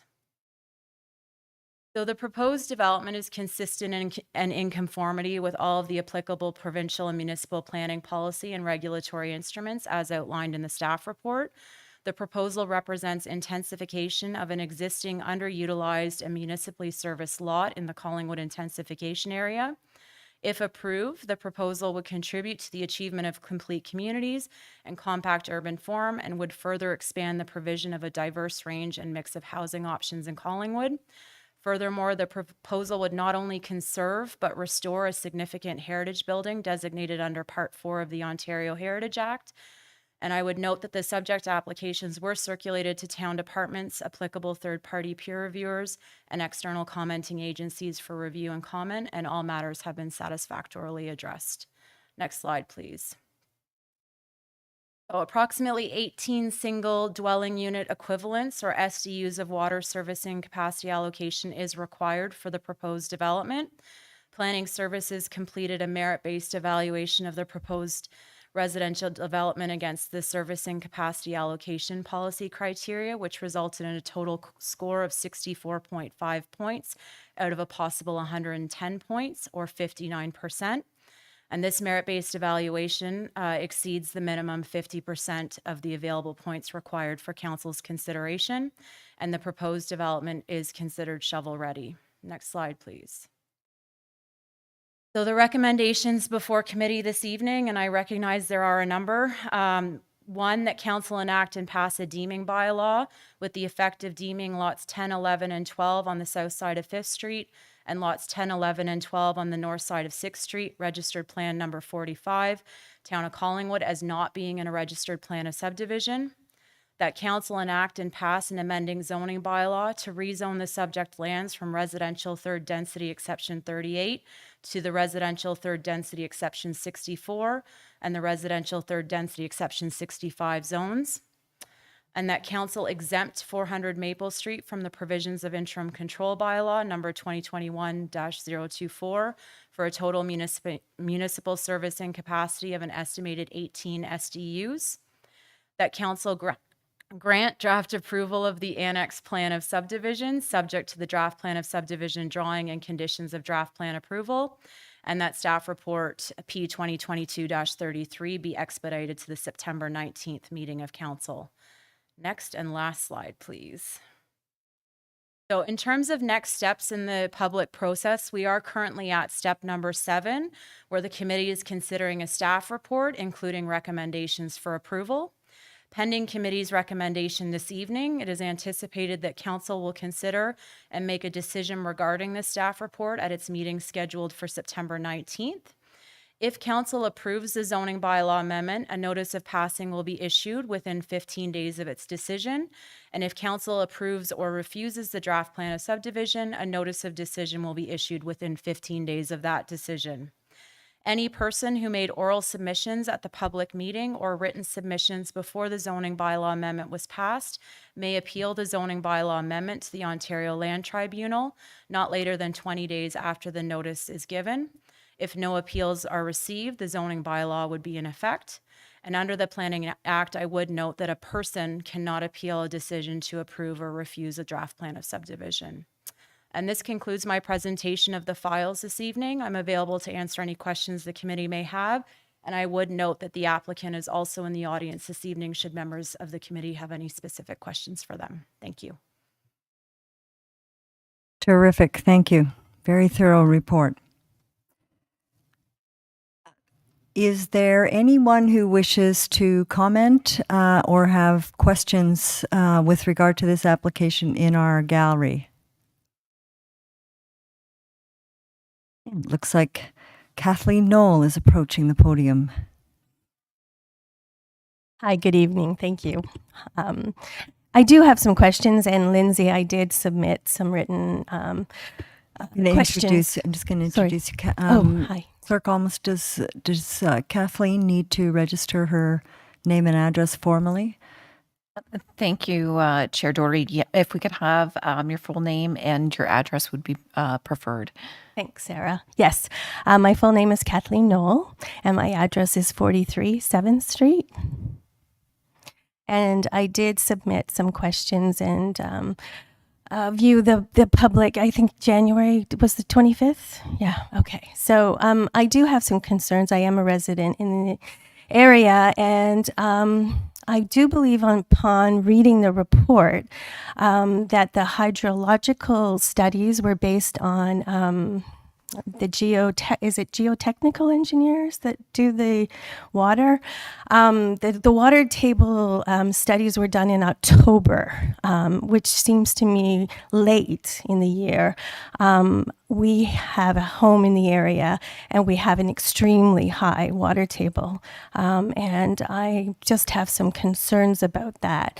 And I was wondering, is it reasonable to get one at a different time and in the season as well for comparison? As well, there's an upgrade happening on 5th Street. Is that what you referenced, Lindsay, for the stormwater or wastewater? Or can I do that through the chair to Ms. Ayers? Yes. Lindsay? Thank you, Madam Chair. Through you to Ms. Knoll. Yes, so there's a town project that is underway, and Director Slama can correct me if I get this wrong, but my understanding is they are replacing or upgrading the sanitary force main on 5th Street. So that's not associated with this proposed development at all. It's just that the owner has provided Arnott Construction with permission to store some of the construction materials and equipment associated with that town road project on the subject property on an interim basis until the project is complete. Thank you. As well, I did a drive-by this morning, and there is not a lot of drainage in that area, storm drainage. Is that going to be improved by the town for infrastructure upgrade? Had a question through the chair to someone, please. Yes. Thank you. Lindsay? Through you, Madam Chair, to Ms. Knoll. I'm certainly not a professional engineer, so if Director Slama wants to jump in at any time, she would be welcome. But my understanding is there are improvements along 5th Street, 6th Street, and Maple Street, and some of those improvements involve improvements to the storm sewer infrastructure associated around the perimeter of the development. So it is anticipated that that should help with some of the drainage in the immediate vicinity of the proposed development.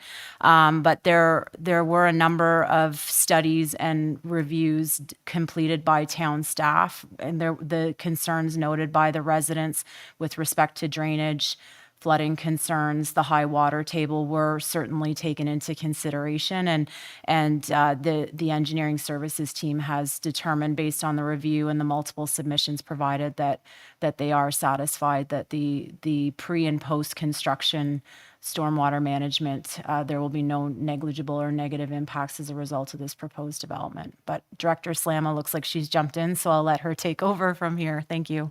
Okay. Director Slama? Thank you, Chair Doherty. Through the chair to Ms. Knowles. Yes, so what Acting Manager Ayers stated, for the most part, to my understanding, is correct. And that is that the stormwater management will be internal to the development. So they are required to place some controls and management of the stormwater on their property. The work that is being done on 5th Street does include some stormwater system installation. So that's going to help within that municipal property on 5th Street. And that I believe is the extent of the stormwater management work that's going on in that area. Thank you. Sorry, Deb. Anything further? Yes. So the property has been vacant. I do agree that it does need to be developed, and it's nice to see that they're sympathetic to the architecture with the old Victoria School. I have a real concern because essentially it's been an open natural space as equivalent, I guess, to a parkland, and there is grass, so soft surface and seepage that soaks up a lot. There's also trees that have been removed, and I'm wondering if the impact of that has been addressed in the site plan, because with development and asphalt and roofs that are with runoff and water, I'm concerned of flooding, and I'm wondering if they based the draft plan or the planning upon the upgraded Greenland floodplain map, or was it based on a very old floodplain map? Because I know it's been recently discussed, and can someone help me with that information, please?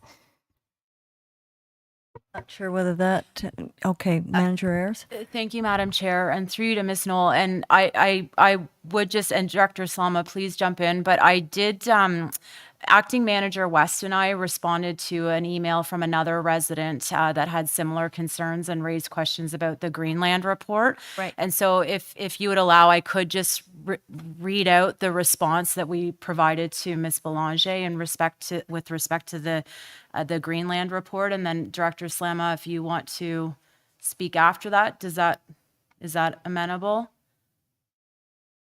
Thank you. Yes.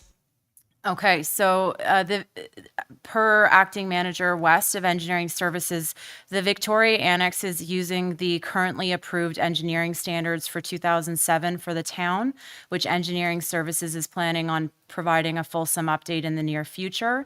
Different stormwater modeling calculations are assessed for the Victoria Annex when compared to the overall Master Stormwater Model Report. The Victoria Annex used the rational method to calculate intensity of the 5, 10, and 100-year storm events, which is a more conservative and more appropriate modeling calculation to use when looking at smaller development areas such as this one. The Master Stormwater Management Model uses the 24-hour SCS Type 2 calculations as it is assessing an entire watershed, and the SCS method is the more appropriate method when looking at larger drainage areas such as the entire downtown area of Collingwood with a variety of land uses and drainage types. Engineering Services can confirm that the rational method is appropriate and will provide an expected flow from the site when considering climate change and when reviewing smaller drainage areas with high impervious areas such as the parking lots in the Victoria Annex. The Master Stormwater Management Model will incorporate the Victoria Annex development and storm criteria in future iterations of the municipally driven overall stormwater management system. And Engineering Services also confirms that improvements to the drainage infrastructure surrounding the development, including Maple Street, 5th Street, and 6th Street, are proposed by the developer to improve stormwater conveyance to the catch basins on the roadways. So, as not being an engineer, I would offer that the Greenland report, the Master Stormwater Management Model data set that was created by Greenland Consulting was considered, but the rational approach that was taken with respect to this smaller site is what was utilized and what is the most appropriate standard set of data for this particular type of project. And I'll leave it with Director Slama to add anything further. Director Slama? Thank you, Chair and Manager Ayers. That was a great, very detailed response. And I think the only comment I would like to add is one that Manager Ayers mentioned, or sorry, Acting Director Ayers mentioned earlier, which is that there has the engineering team has reviewed multiple submissions, and as you just heard, right, they are satisfied with the approach that was taken, and they are confident that the stormwater is being managed within internally to that development, and that does absolutely take into account the fact that an area that is grass today will now have a house on it or be asphalted. So that is considered. That's a regular consideration when you're completing the stormwater model work. Thank you. So sorry, did you answer the question about the water table level? I can't recall if we definitively got an answer on that. Thank you. Oh, there, Director Slom has got her hand up. Thank you, Chair Doherty, through you to Ms. Knowles. So I can't say specifically, but what I will say is that typically when you're doing stormwater design, we are taking measuring water levels and during the times of years where groundwater is the highest. So it would typically be the spring or the fall, and preferably both, and even more preferably over multiple years. So I would need my acting manager West to confirm what was done for this development in particular, but that is standard practice. Thank you. And how can I obtain that information? How do we get that publicly? Well, that would be a question that we should direct to Acting Manager Stuart West. So you can either send an email or maybe, I guess, if we have your contact information, it might be good for Acting Manager West just to see your question and some particulars of your question. But we can initiate that conversation. That's great. Thank you. And I just wanted to speak to liability. If there is a major catastrophe and flooding event, who assumes that? Is it the town of Collingwood, or is it the corporation, the developer? I will ask CAO Skinner to comment there. Thank you. Through you, Chair, to Kathleen Knoll. No. Knoll, as in the grassy knoll. All right. And I, as a former orienteer, I'm familiar with Knowles. I'll never forget your name now. When you look at the risk of flooding in a municipality, it's actually a really, really important question. And it depends in some ways whether it's stormwater runoff or if it's riverine flooding. Riverine flooding is regulated by the Conservation Authority, and they provide permits and thus take accountability for those permits. But that's not the type of flooding I think that you're probably talking about right now, which is related to stormwater. So it is complex, and there is legal precedents related to it. But largely what's happening is that the developer, when they do their design, is providing a stamped report from a professional engineer who's qualified, somewhat like the College of Physicians and Surgeons, but it's the Professional Engineers of Ontario, who's qualified to do the types of projections that are required to figure out how much water is on the site and how can that site still absorb that amount of water post-development, and or provide how much runoff will come to the town systems and thus make allowances for that. Now, there is always background information, and you must look when any incident actually happens at where the water came from. After the developer's engineer provides that stamp, often the town will, not always, it depends some cases based on risk, we'll get our own engineer to then do a third-party review and check that the assumptions, et cetera, were appropriate by someone who's appropriately qualified.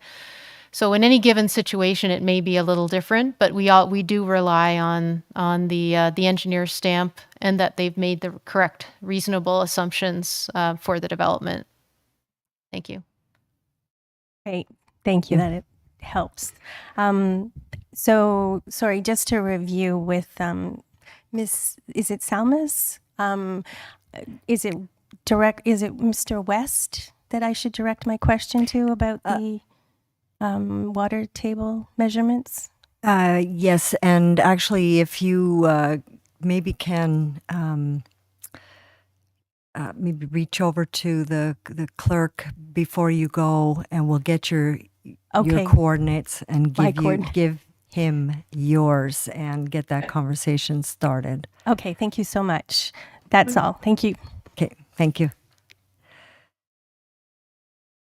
Are there any other comments? I see the proponent is here, so please come up to the podium and state your name and address, please. Hello, thank you. Jay Beach, Manager of Development for Georgian Communities, proponent on the project, and we'd like to just take this opportunity to answer any questions and really emphasize our shovel readiness for the project itself. First of all, I'm joined by our General Manager of Sales, Leanne Mackel, and our planner, Colin Travis, to answer any technical questions related that come our way. We are happy to answer any questions related to the project and community. This project, since acquisition in 2019, has been an important project to Georgian communities. Have respected the ICBL process, and as owners and operators of some water facilities in Simcoe County, understand and respect the ICBL and development pause that was taking place. We've taken that opportunity during this pause to advance our project to a fifth submission to where we are a shovel-ready project. In fact, our horizontal works servicing contract is out for tender currently, and in the event that we get a subdivision agreement, we can advance the project to get our horizontal services in.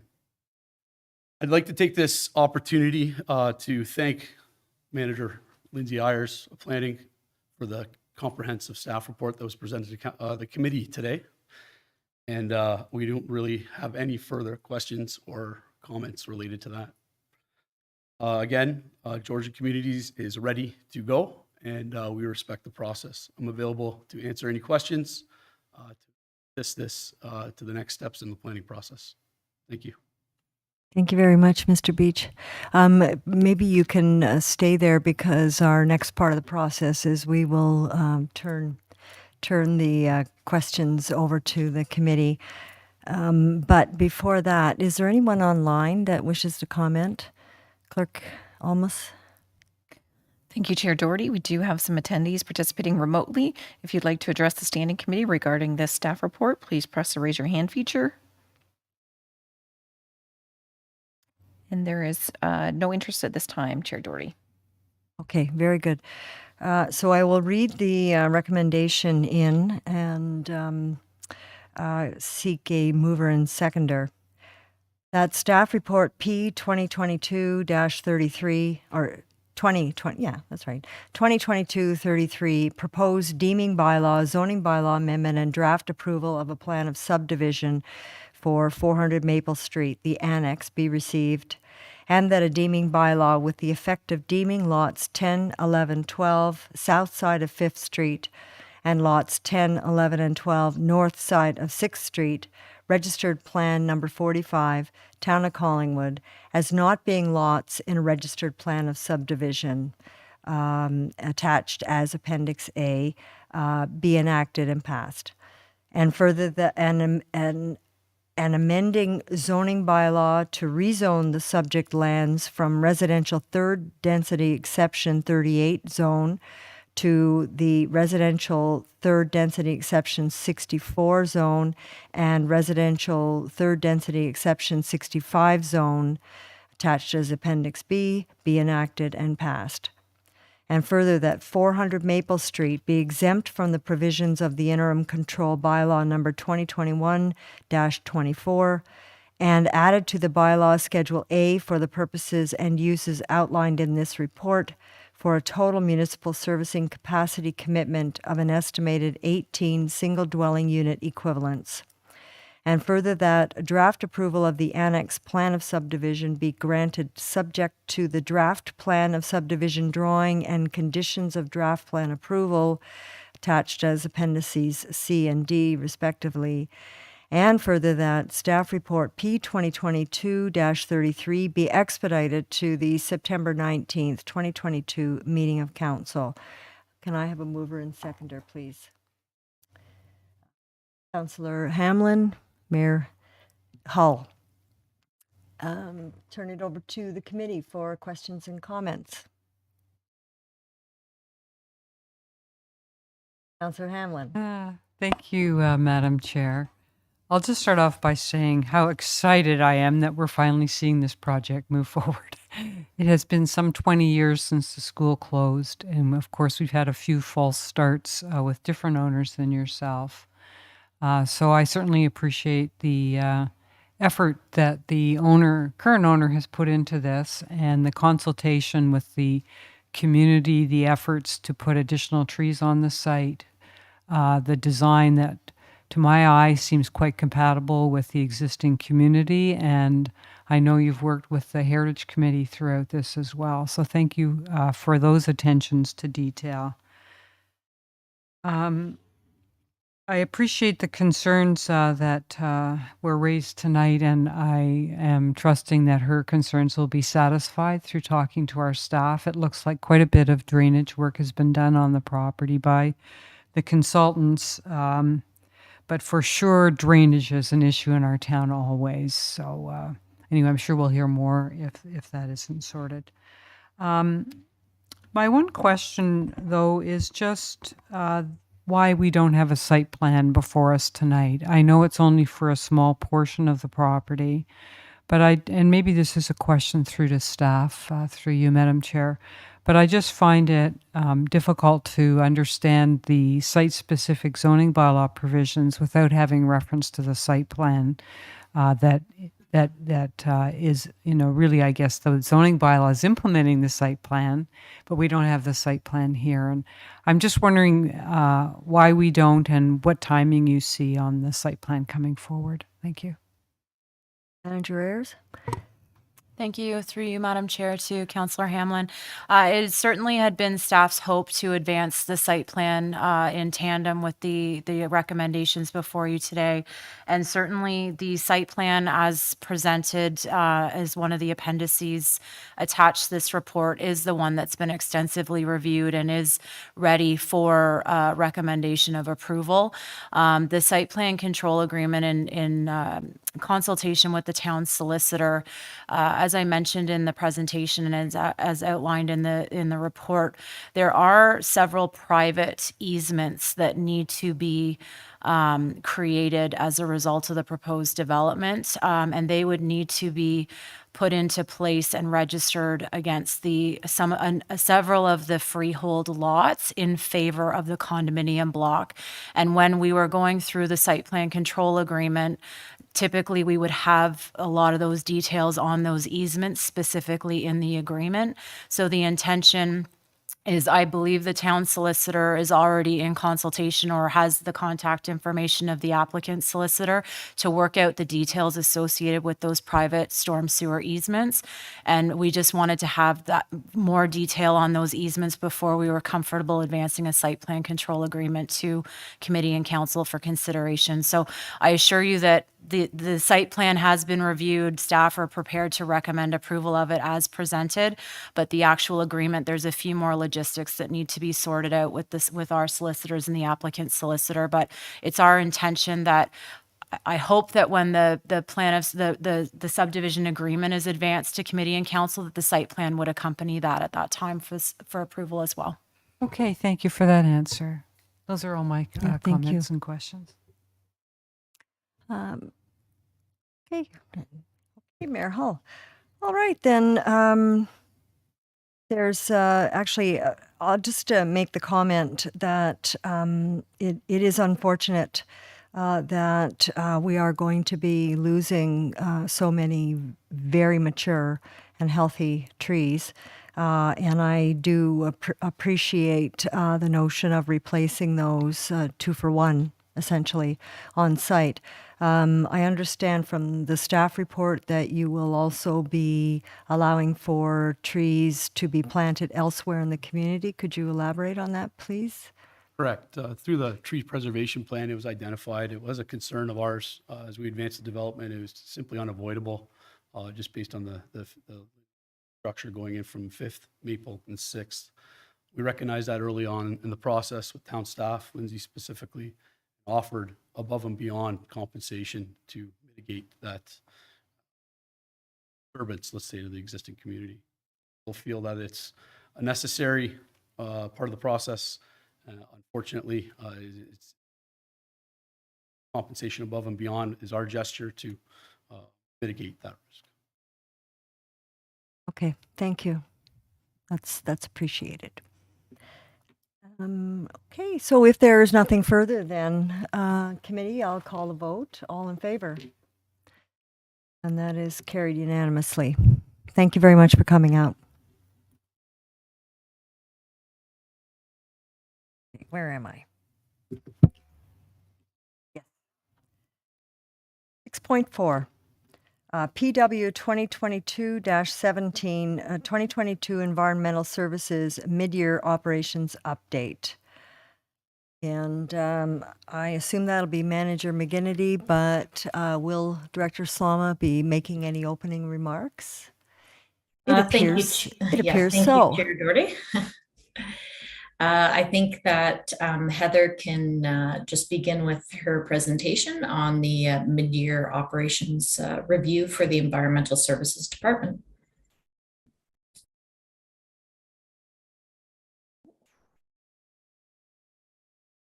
Sorry, just get myself set up here. Thank you, Madam Chair, Committee. If you don't mind advancing to the first slide. Great. So it is our hope this report and presentation provides data on the status of the town's drinking water and wastewater systems in order to help council fulfill its standard of care responsibilities. And Section 19 of the Safe Drinking Water Act, as presented on this slide, outlines the expectations around this standard, while Section 11 of the Safe Drinking Water Act, goes into more details about the owner's responsibilities. The hyperlink included on the slide can take you to a website that provides some discussion about what the legislation means and includes some questions that the provincial government recommends the owner be able to answer. If you feel you need more information on any of these items, please don't hesitate to reach out to staff. Next slide. So on the drinking water system side, this presentation will highlight our production rates, utility locates that we've completed, water main breaks, maintenance work, and capital project updates. And in an effort to provide a comprehensive update on the Environmental Services Division, we'll also speak to the wastewater operational updates on treatment rates, maintenance work, and capital projects that have been completed or are underway. Next slide. So before we dive into some of the explanation of the water treatment plant flow numbers, I want to reiterate that there continues to be significant constraints related to available potable water of our community. The separate report projects and mechanisms continue to be advanced to manage the water available for development and plan for the future. These include the implementation of the interim control bylaw, servicing capacity allocation policy, and design and construction of the expanded water treatment plant. The total drinking water demands in the Collingwood water system are on par with what we've observed in the first 6 months of previous years. The maximum day demand up until the end of June 2022 indicated that the water treatment plant operated at about 76% of its rated capacity. However, data from July, subsequently, beyond the scope of what this report was actually prepared based on, we did have our max day so far for the year in July of 2022. And on that particular day, we operated at about 80% of the rated treatment plant capacity. Also want to acknowledge that we do still have those winter water supply disinfection limitations. And during the winter, we operated at about 83% of the winter treatment capacity between January and April. So these capacity numbers align with the actions the town is now taking to expand the water treatment plant. And while these percentages do not include the supply that has been committed to development and not yet connected to the system, with the ICBL in place and now the SCAP, we have confidence that our water treatment plant supply capacity will not be exceeded prior to the completion of the expansion. Next slide. We continue to have an increase in utility locate requests above what we have experienced in previous years. And we're having to allocate more staff to try to keep up with the demands for utility locates. But being able to divide the teams and using some additional fleet, it's helped a bit with that task. Also, as a side note, in April 2022, Bill 93, Getting Ontario Connected Act was passed, and this act significantly changed the Ontario Underground Infrastructure Notification System Act. So we have been talking internally on how the changes affect the town's responsibility when it comes to locating our infrastructure through Ontario One Call. The changes put more responsibility on the accuracy of our locates and responsibilities if our locates are not accurate. So environmental services, public works, and IT divisions are working together on strengthening our information systems and locate procedures. Next slide. In the first half of 2022, we've repaired 6 water main breaks, and this is comparable to the 6 that we experienced in the first half of 2021. Most of these were immediate repairs. The operators attempt to complete the repairs while maintaining system pressures. However, most of the repairs require short, confined outage. All of the breaks were classified as Category 1 breaks with no evident or suspected contamination. Next slide. In the first half of 2022, there was a focus on keeping up with routine preventative maintenance, including analyzer and transmitter calibrations, chlorine gas system annual maintenance, and the annual emergency generator maintenance. Next slide. And we continue to navigate the delivery of many capital projects, including the priority expansion of our water treatment plant and the interim UV upgrades. We're continuing to work closely with our engineering consultants and contractors to navigate the inflationary impacts on construction project tender prices, as well as supply chain issues with delivery of equipment and materials on most of these projects. Next slide. On the wastewater side, we've seen a slight decrease in sewage flows at the wastewater plant for the same period over the past 3 years, potentially attributable to more intense storms, as well as that was a slight increase. I'm not sure what I said there. Just to correct myself, there was a slight increase in sewage flows. And this is potentially attributable to more intense storms, as well as some development growth. Staff are working with engineering and public works on projects to help reduce inflow and infiltration. For example, sewer inspections to identify leaks and repair the sanitary system to help decrease the risk of bypasses at the wastewater plant. At this time, staff are planning to commence municipal Class EA for the wastewater treatment plant expansion in 2024. This timing is regularly being reassessed based on average annual flows at the wastewater treatment plant. Semi-annual reporting of the uncommitted hydraulic reserve capacity is another confident indication of when an expansion should be initiated. And also it's hoped that works related to reducing I&I will help manage and reduce storm flows at the wastewater treatment plant, which could also extend the time until steady work on expansion is needed. Next slide. So preventative maintenance work continues at the wastewater plant, including our annual inspections of the boiler and pressure vessel, primary and secondary clarifiers, gas monitoring equipment, flow meter calibrations, UV sensors, and generators. And we also wanted to just note that we acknowledge the significant odors that we've experienced at the wastewater treatment plant since the cleaning of Digester 1 last year. This was unfortunately extended with the complications relating to Digester 2. And between the Digester 2 overpressurization, the restarting of Digester 1, and the cleaning of Digester 2. So staff have been doing a lot of scientific work to help improve our digestion process and managing the solids treatment through the plant so that our odors improve today and in the long term. So just want to reassure the committee that staff are aware of the odors at the waterfront and we're working very hard to manage them. Next slide. Digester number 2 remains our priority capital project in the wastewater system. An engineer's evaluation of the structure was completed over the summer and determined that partial demolition of the digester will be required and a new roof will need to be installed. This demolition work is anticipated to take place in fall of 2022, while the design and replacement of the roof will be budgeted for 2023. Patterson Street pump station upgrades are well underway, but we have had some challenges with equipment delivery delays and extra project costs. And our screw pump replacement design is essentially complete. However, an updated engineer's budget estimate indicates additional funding will be required for this project. So the tender is being delayed so that we can make this funding request through the 2023 budget process. The good news is that our influent pump flow meter replacements are on track and will be completed by the end of 2022, while the UV lamp replacements were completed in June of 2022.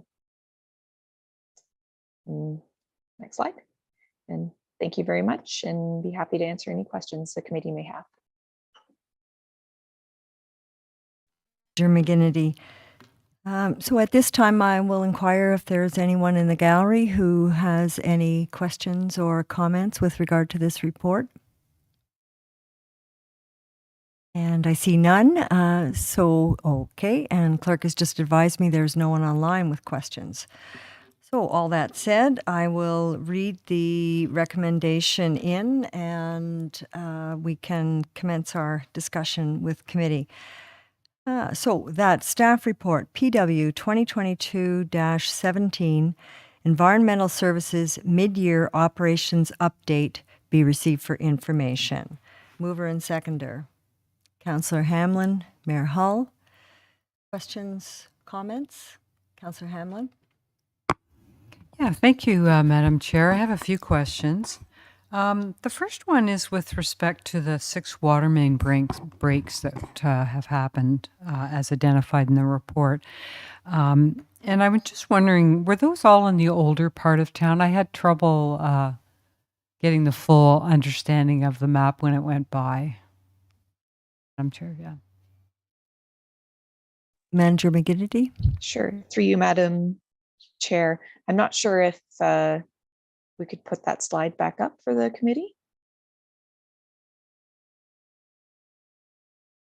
The clerk's able to manage that. Working on it. There we go. Perfect. Oh, back it up.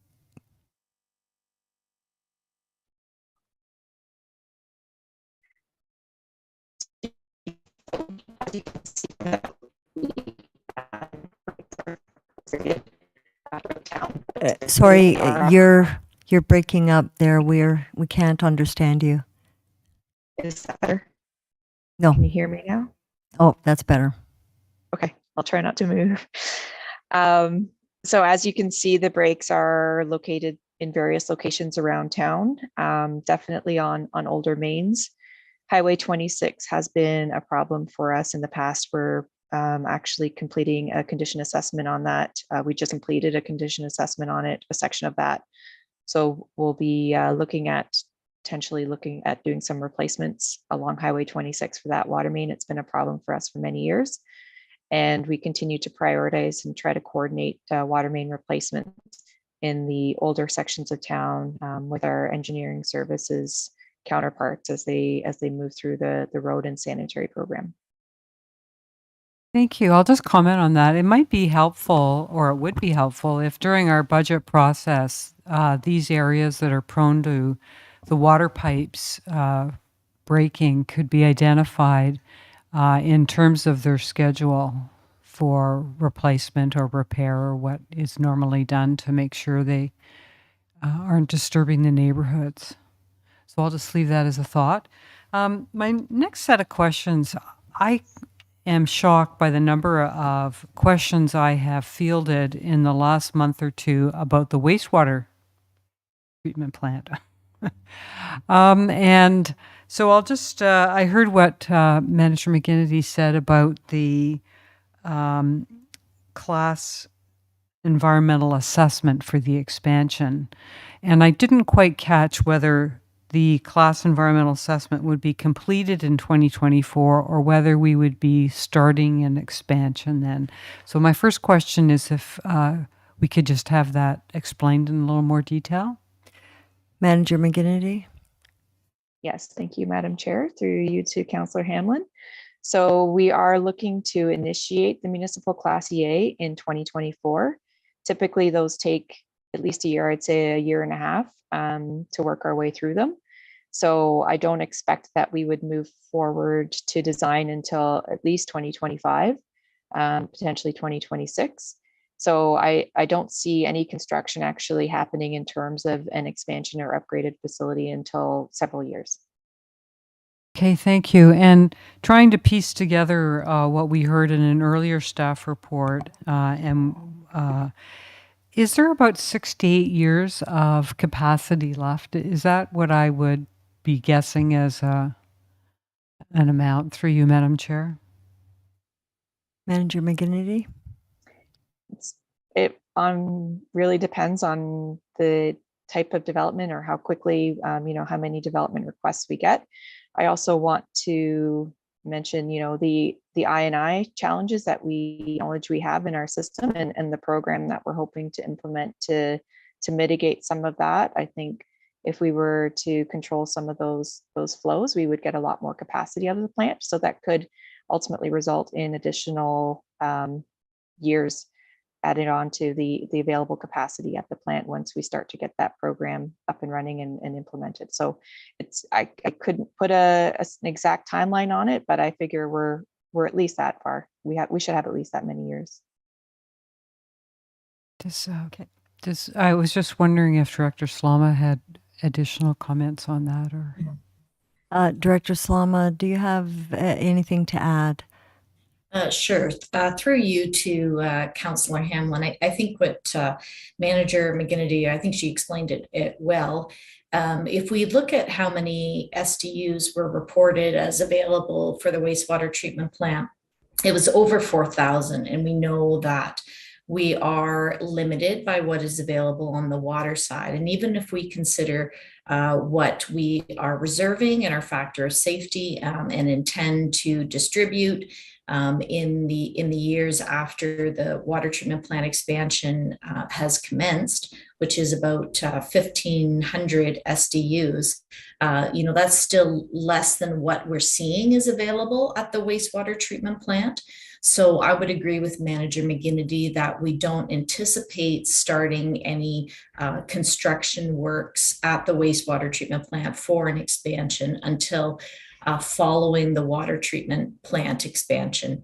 And I would also agree that the work that we're hoping we're going to be presenting in budget, right? A plan to look at I&I and how we can address I&I priorities. So that inflow and infiltration that we're seeing in the sanitary system, which is as a much higher flow, like greatly contributes to the flow seen at the wastewater treatment plant. So the intention is that the plan would be one that includes short-term things that we can implement in the short term, as well as a much longer term implementation plan for some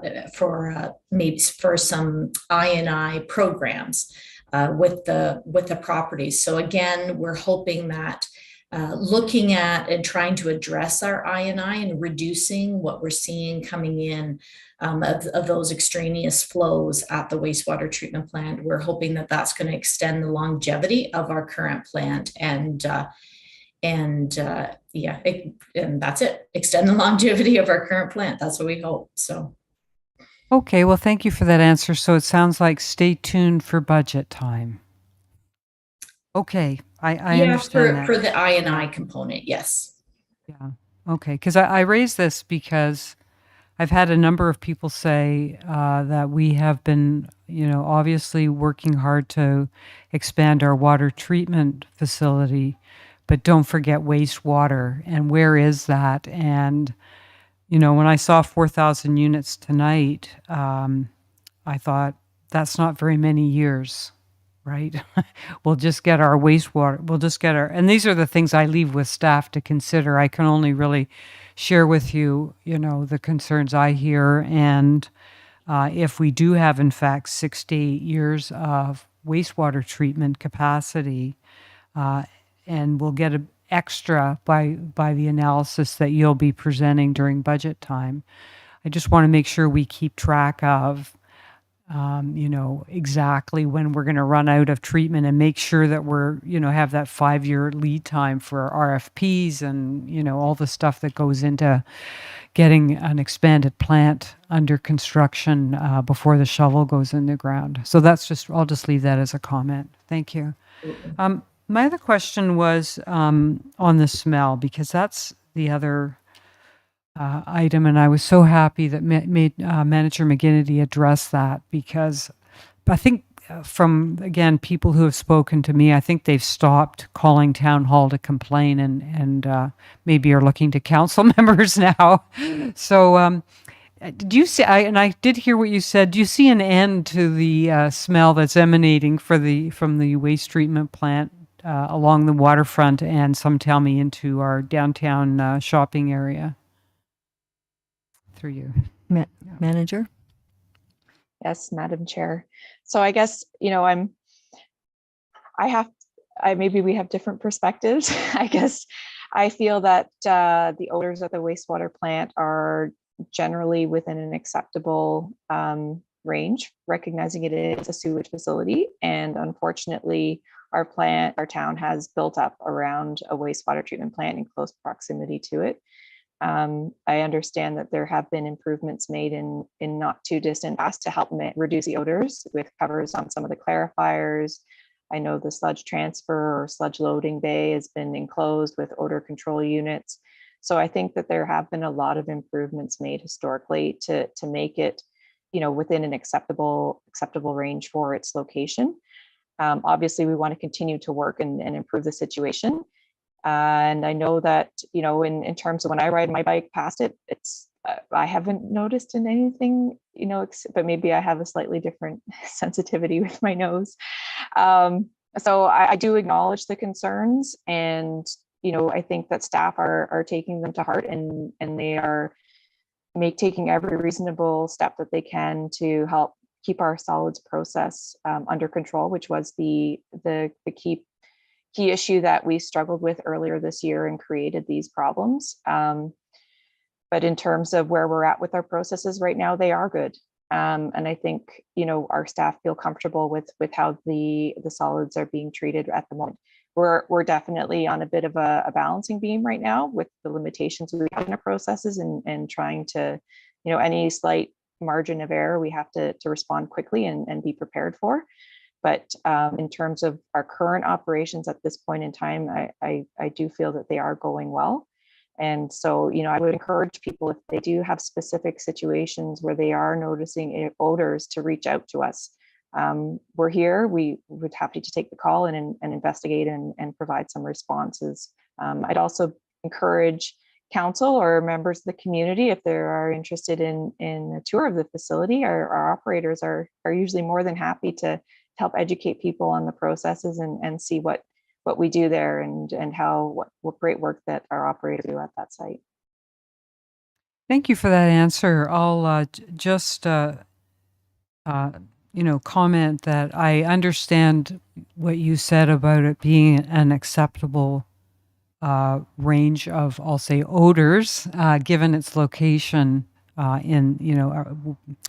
but I do think, given its location, we may have to think about whether there are extraordinary measures that could be taken to control this, because we're just at the beginning, I think, of the residential development we're going to see along First Street, and the shipyards is now built, but we're going to see more taller buildings coming in there. And as I mentioned, I'm getting complaints from those who are shopping on our main street, and it's a accident of history that, and like a lot of small towns, we had an industrial waterfront, and now we don't. And how are we going to manage a typically smelly operation like a wastewater treatment plant with a growing population? One last thought I'll just raise. Someone's asked me, can't we move the wastewater treatment plant to an area that's less built up and not on our precious waterfront? And maybe this isn't an answer for today, or maybe it is, but I'll just pose it because it was posed to me on the weekend. Through you, Madam Chair. Manager McGinnity? Certainly. Well, I say anything's possible. Just takes time and money. So, our entire wastewater system has been designed around where this plant is physically located, recognizing, it's cheaper to have sewage flow downhill, gravity, as opposed to pumping it. So a relocation of that facility would be very expensive from that perspective.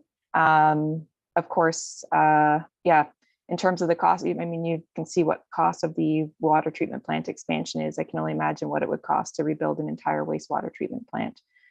So just thinking in terms of the dollars, and that would be a ratepayer impact rather than a development charges. So we'd be looking at our own residents fronting that cost.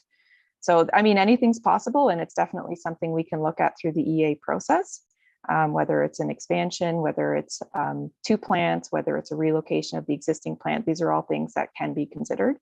And absolutely, we'll make sure we include that in the scope of work of our EA.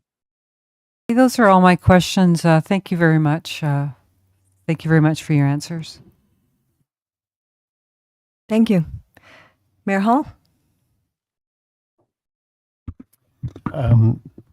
Thank you. Through you to staff, I guess just 2 quick questions. In terms of expediting the process as it relates to a new or improved facility, has there been any consideration given to the fact that, whether we build a plant, say 2 years from now or 10 years from now, the cost is probably going to be significantly different. And therefore, even though it appears that what you're telling us is that we've got capacity for X number of years, it may in fact actually from a financial standpoint be more prudent to move forward and take advantage of $2022 versus say $2030. And then the second question would be, would it be a fair assumption that if we're talking to the public or the public is commenting about the odor, and I hear it from time to time, that we're operating a decent 1965 Chevrolet, and there's nothing wrong with it. In fact, it is considered maybe a classic by somebody. But that when we do in fact actually go to upgrade the facility, we'll be dealing with a 2030, energy efficient, electric vehicle type thing, top of the line. And some of these issues that we're dealing with will be remedied just because the technology of what we will have versus what we're operating with today will be night and day. Thank you.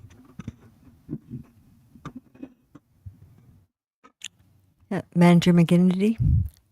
Yeah. So, sorry, I think there was 2 questions. I can answer the second one. Sorry, I should have made a note on the first one.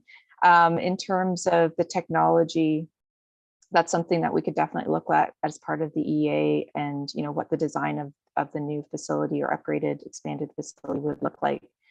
We do continue to upgrade and evaluate the technology we're using as a something that we're also looking at from an energy perspective, looking at doing some energy audits and identifying opportunities for equipment replacement that would be more energy efficient, fewer greenhouse gases, less cost effective, or more cost effective to operate. So these are things that we do and we continue to look at as improvements for our process.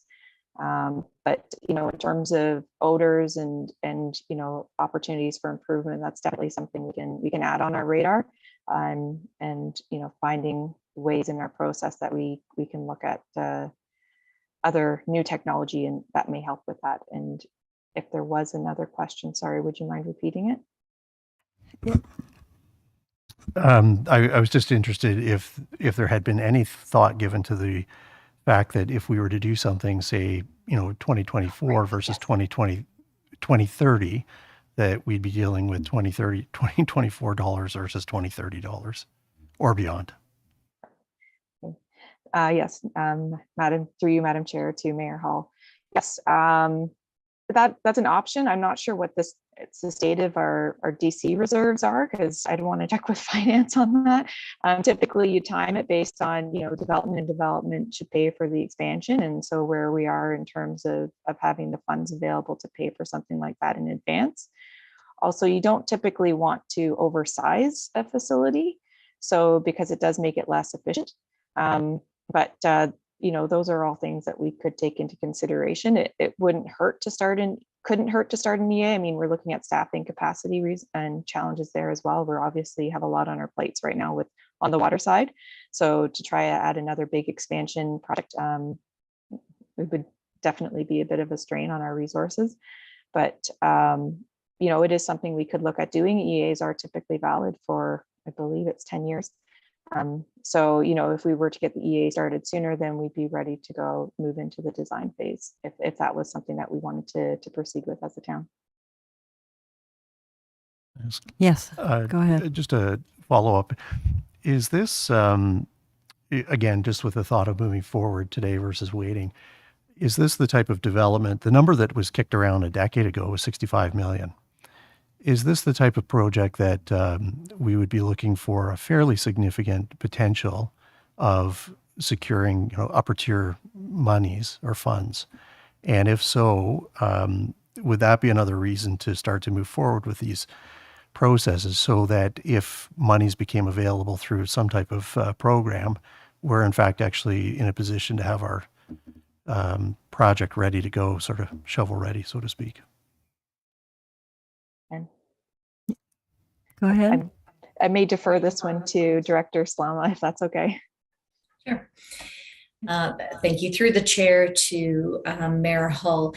This would be a significant project. It would. I believe you're in the ballpark with your 65 million. And my recollection, it might have been 85 million even within the 10-year plan years ago. So certainly with the inflation that we've seen in the last few years, we expect this will be a project that has a high price tag.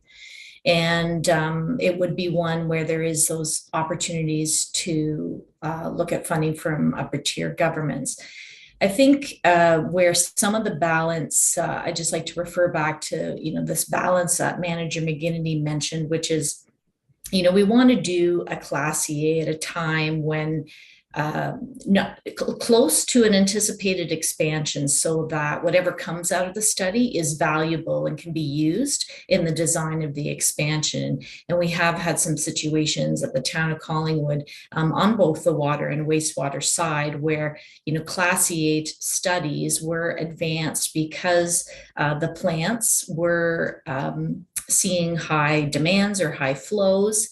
But then because of a change in those demands and flows, and in particular in Collingwood, it was loss of some major industry, then it negated that need to proceed with an expansion. So, on the water side, we opted to go through the Class EA process again and look and see what are the technological advancements that have happened in the last 15 years. And how might that change what was the plan design in one Class EA. So we want to do a Class EA when we feel, we're in reaching distance of actually moving to that design and even the construction phase, right? So I think we want to leverage those opportunities, and we need to balance what we have on our plate today. We've got great staff and who are managing our water treatment plant expansion, and to keep that a focus and a priority, to keep that on its accelerated schedule. I don't want to defer that staff too much, right? And so we will always be looking at this. You will see the plant expansion in the 10-year capital plan that Manager McGinnity will produce through budget and in our asset management plan as well. And then just like we mentioned with the SCAP semi-annual update reports, right? Those are great opportunities to see, you know, how are flows changing at the wastewater treatment plant, and is this something we should initiate sooner or later? So I think there's pros and cons to advancing it now versus later. Thank you. Okay, thank you. Okay, so if there are no further questions or comments, then I will call the vote. All in favor? And that's carried unanimously. Okay, moving on then to the consent agenda.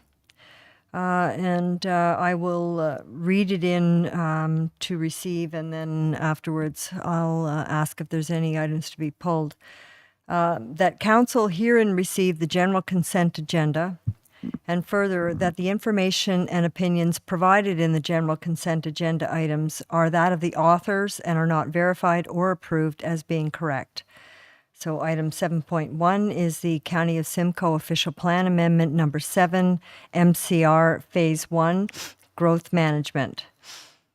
7.2 is the NVCA Board Meeting Highlights of August 2022.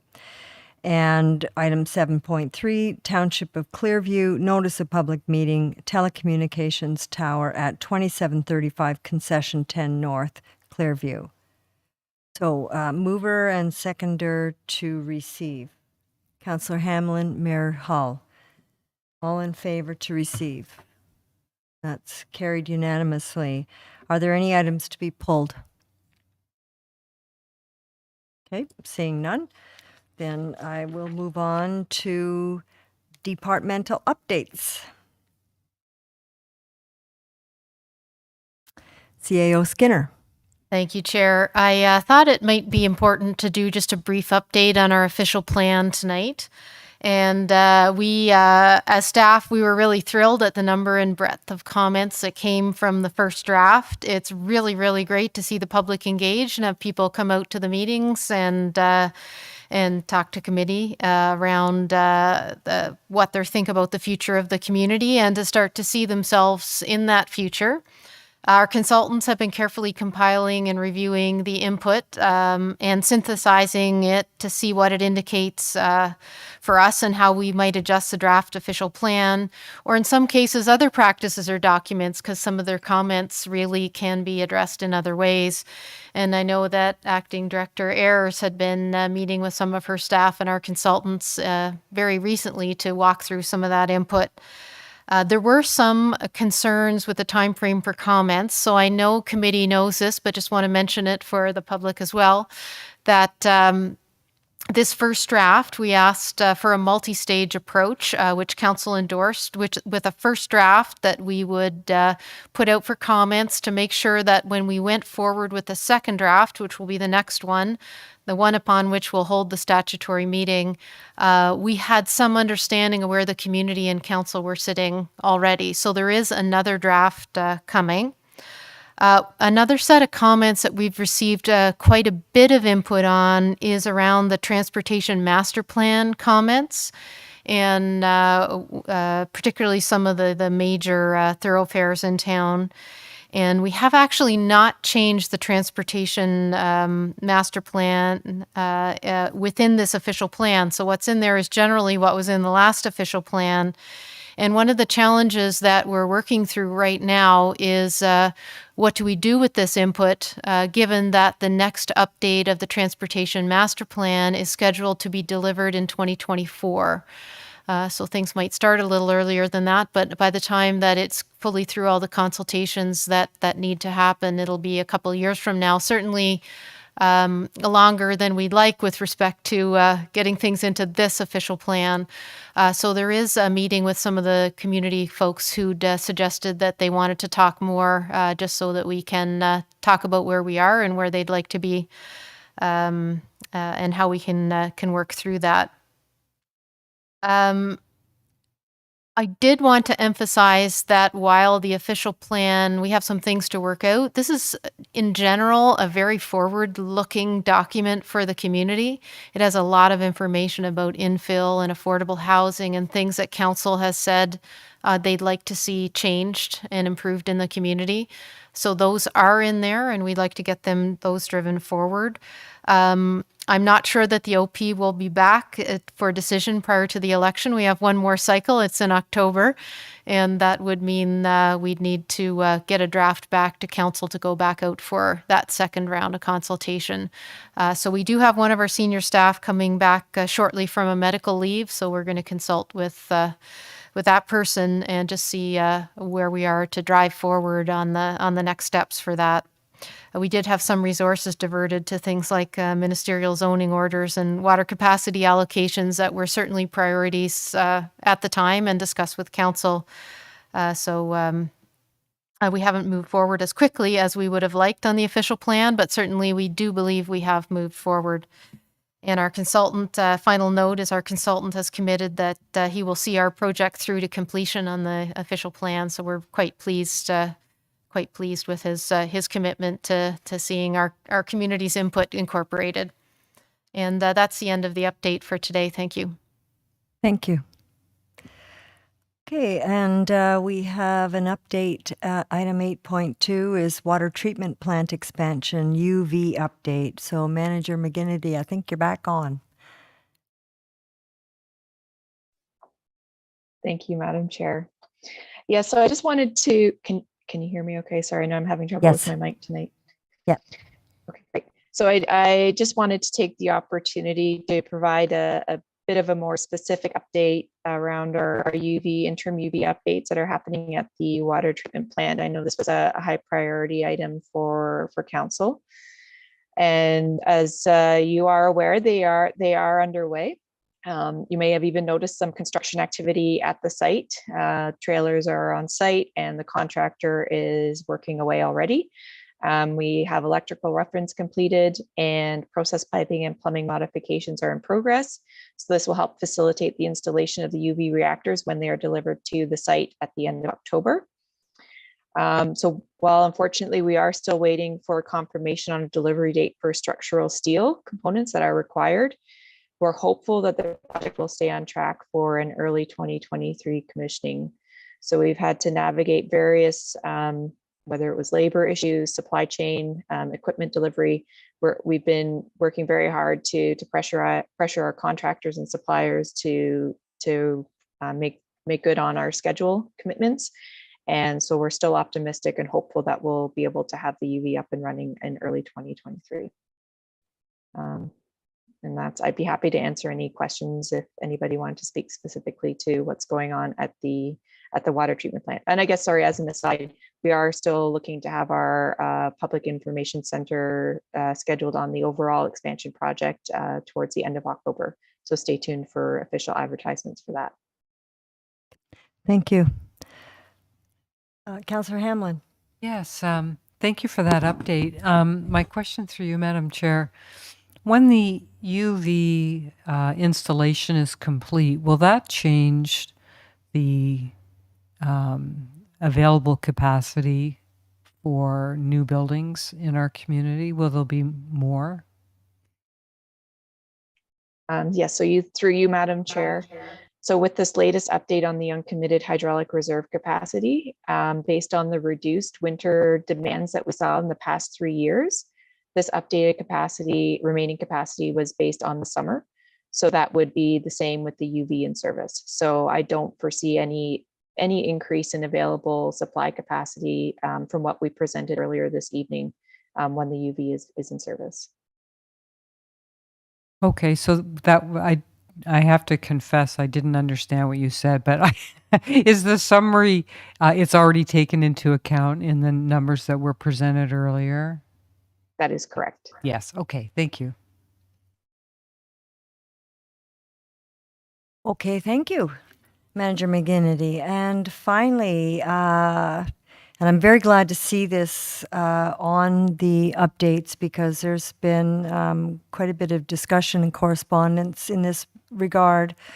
Item 8.3 is normal practices for tree cutting, pruning, preservation, and replacement. Director Slama. Thank you, Madam Chair. Yes, there have been quite a few questions that have come up through members of council and also members of the public that are related to, tree cutting and how we consider what is the normal practice for how we proceed with any kind of tree maintenance, in particular for the town oak trees, which are located on our town boulevards. So I thought it would provide this information, and hopefully this answers some questions. And of course, it might trigger some new questions. So when we consider tree maintenance, that work can include tree pruning, the cutting of hazardous trees, tree preservation, or the planting of replacement trees. The process starts typically when public works or park staff identify trees of concern.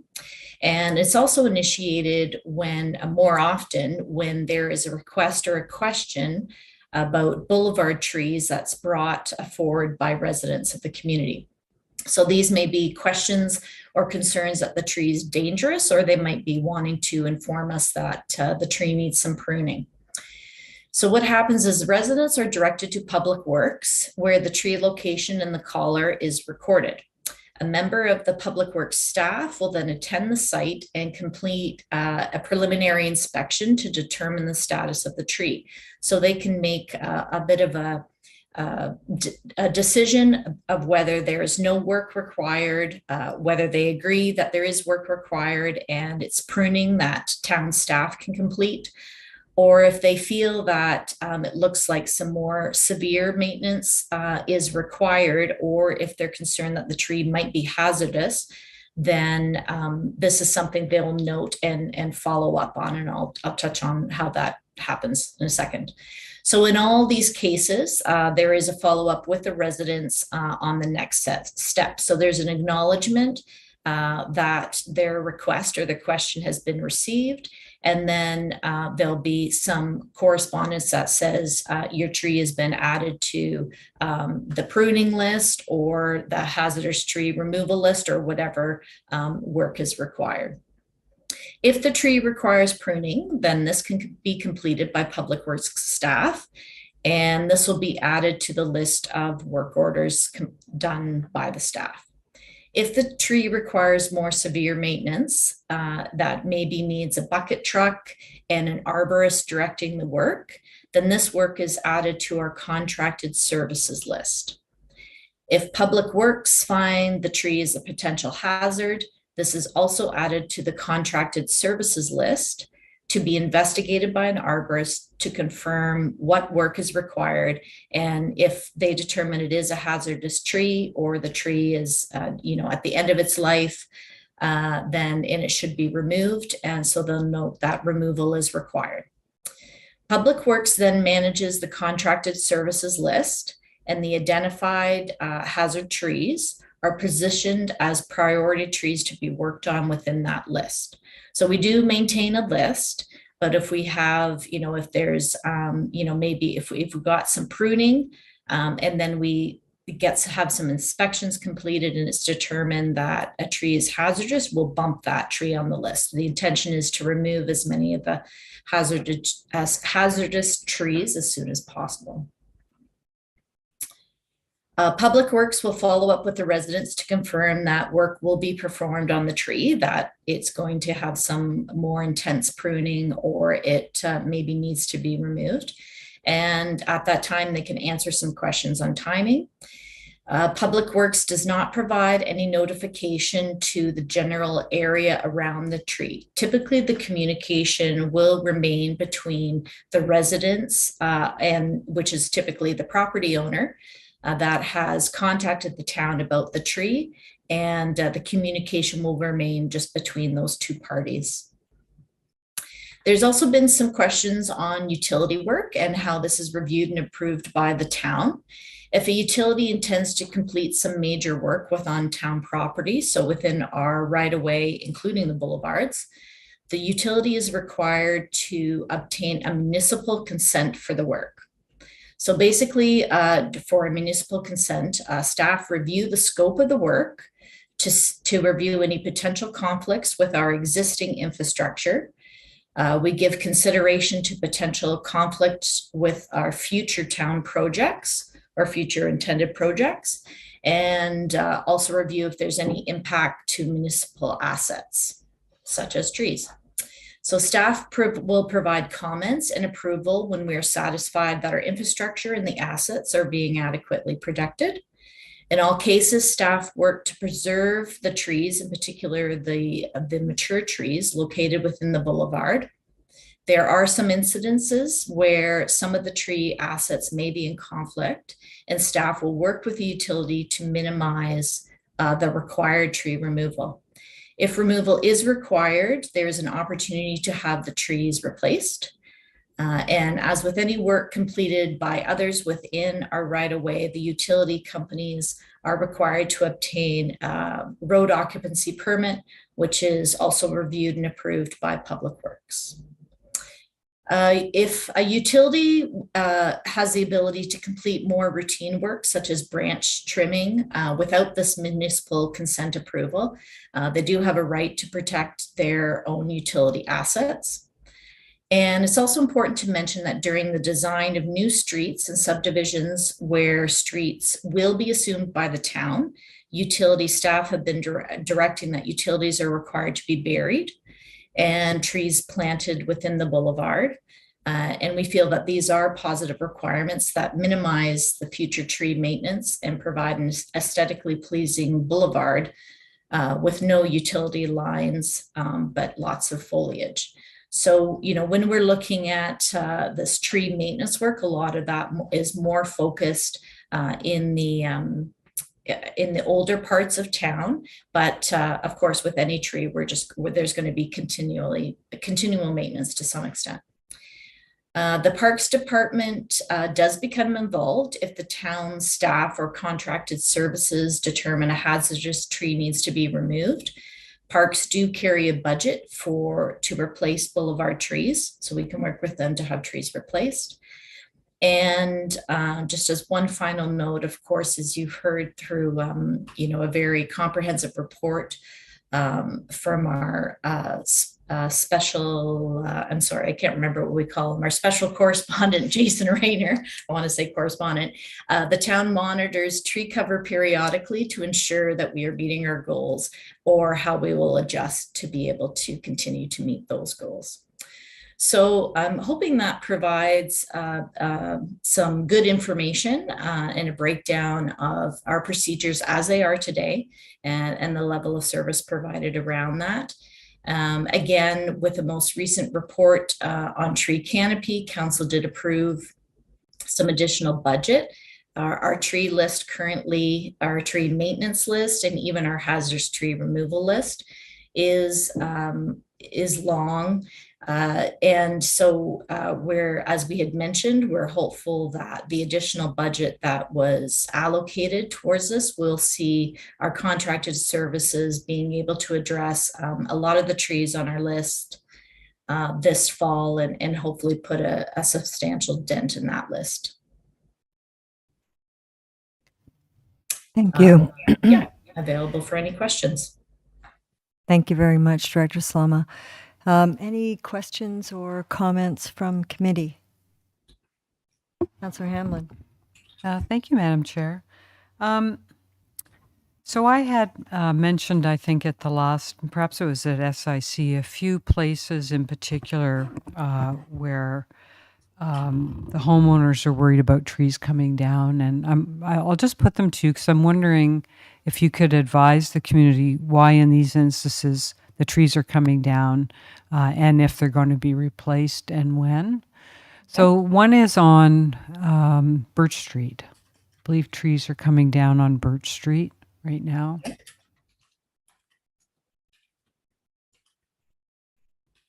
I can give you all sorry, the... Okay, you are or you are not? I will, why don't I? One's Birch Street, the other's on 5th. I think it was the north side, but don't hold me to that. The other is 3rd, and the last one is around the parking lot on Pine Street?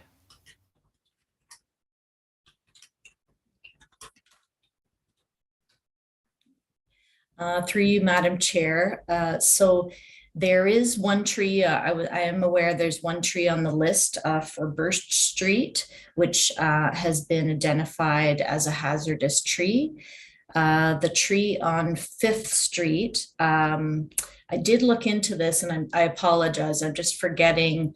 I believe that the work on 5th Street, that there was no trees to be taken down for the work on 5th Street, but it is possible that there was one where during on-site construction, we determined there were some spots where we're replacing the sanitary services, and there were some locations on the street where we did not know the exact location of the sanitary service. And of course, when we replace these the mains, we must put the services back in the same location.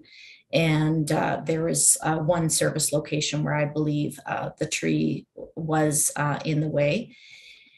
And for 3rd Street, there has been lots of questions about 3rd Street. There were some trees marked on 3rd Street that were related to some work that EPCOR is intending to complete to upgrade their infrastructure on 3rd Street. And staff have had further conversations with EPCOR, and I believe just last Friday I saw some email exchanges that they have now they've been able to look at their work and revise it such that no trees need to be taken down, but there are some cases where there is going to need to be some pruning just to maintain their lines where their electricity lines are. And the parking lot on Pine Street, I'm going to ask if CAO Skinner could provide that update, because I think I've just not read some communication on that one. Absolutely. CAO Through the chair to Councillor Hamlin. Yes, I understand it was either 2 or 3 trees that were cut on a boulevard in the parking lot, within the parking lot on Pine Street, and those trees within that boulevard will be replaced. Okay, that's good to hear. So just a follow-up then, Madam Chair. With respect to the Birch Street, and I haven't gone out there and counted, but I know I've heard from at least 2 or 3 people about trees coming down. So, and I'm assuming it was because of the emerald ash borer that's decimating a number of our trees in town. And so we could, certainly staff could see how many are coming down there. But is it possible they can be replaced, even using the generous donation of Julie DeLorenzo? Like, how do we marry up the trees coming down and new trees being planted? Is that something staff could have a look at and perhaps report back? For you, Madam Chair. Yeah, Manager McGinnis. Sorry. Getting late. Director Slama. Thank you, Madam Chair. Through you, Chair Doherty, to Councillor Hamlin. So in my recent discussions with parks, my understanding is that the generous tree donation was not intended to be used for replacement trees, but that the intention of the donation was to augment what we have in the community, and that's my understanding. So it would be good to have Director Culver confirm that. But what can be done is, as I mentioned, when we have cases where we are taking down hazardous trees, there is that opportunity to use the annual budget that's included in the parks budget for the replacement trees. Okay, and perhaps I'll leave it with staff, even if you can advise me offline, but how we can make sure that when a tree comes down, someone's thinking about, is a tree going to go back up? Because really, it's not something council needs to get involved in likely. This should be, Okay, and then on 5th Street, again, you mentioned just one tree would be coming down there. Is that right? Sorry, I think there's a, yeah. CAO Skinner. Hi, thank you, Chair.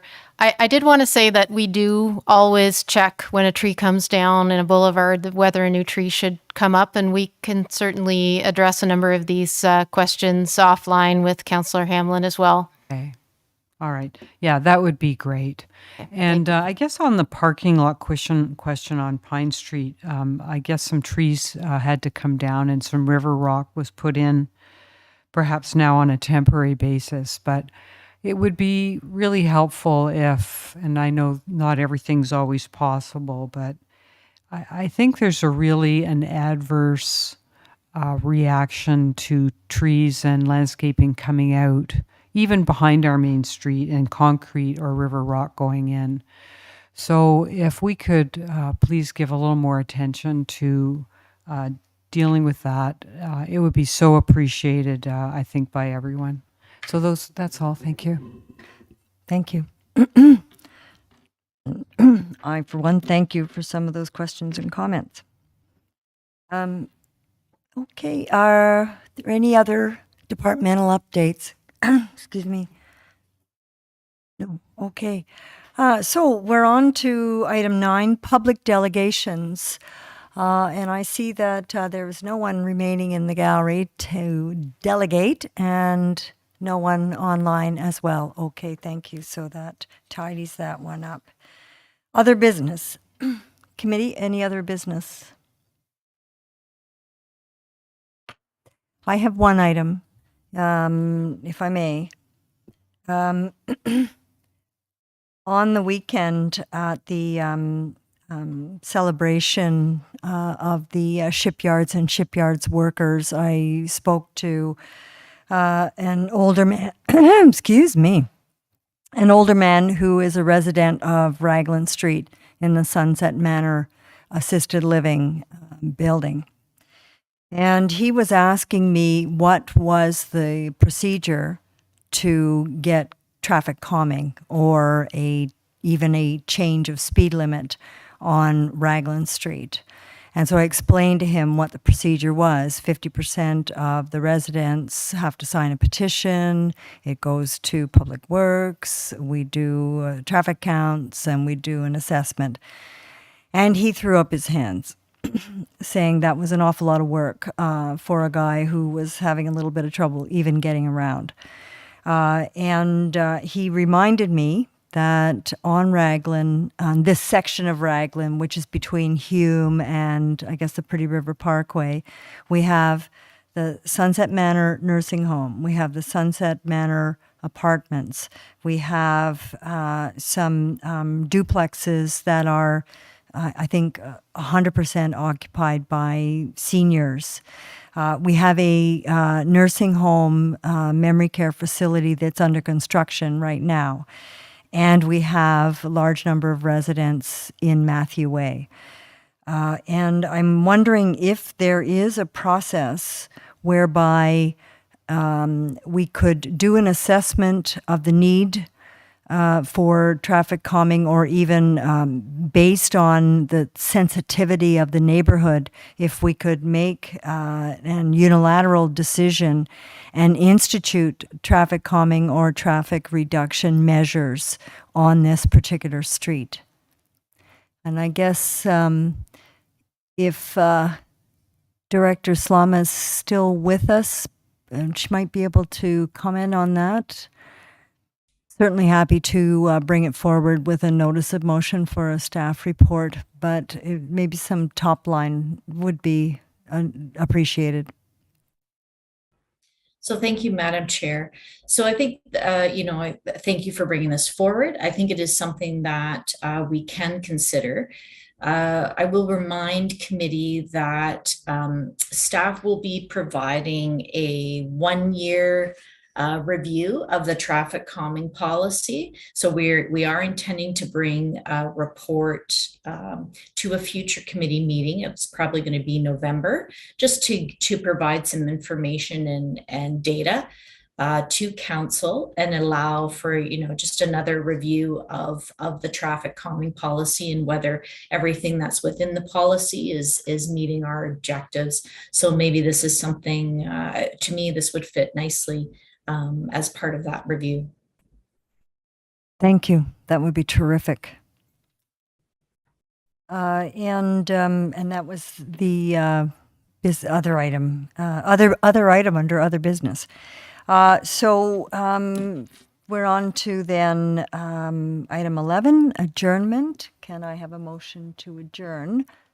And all in favor?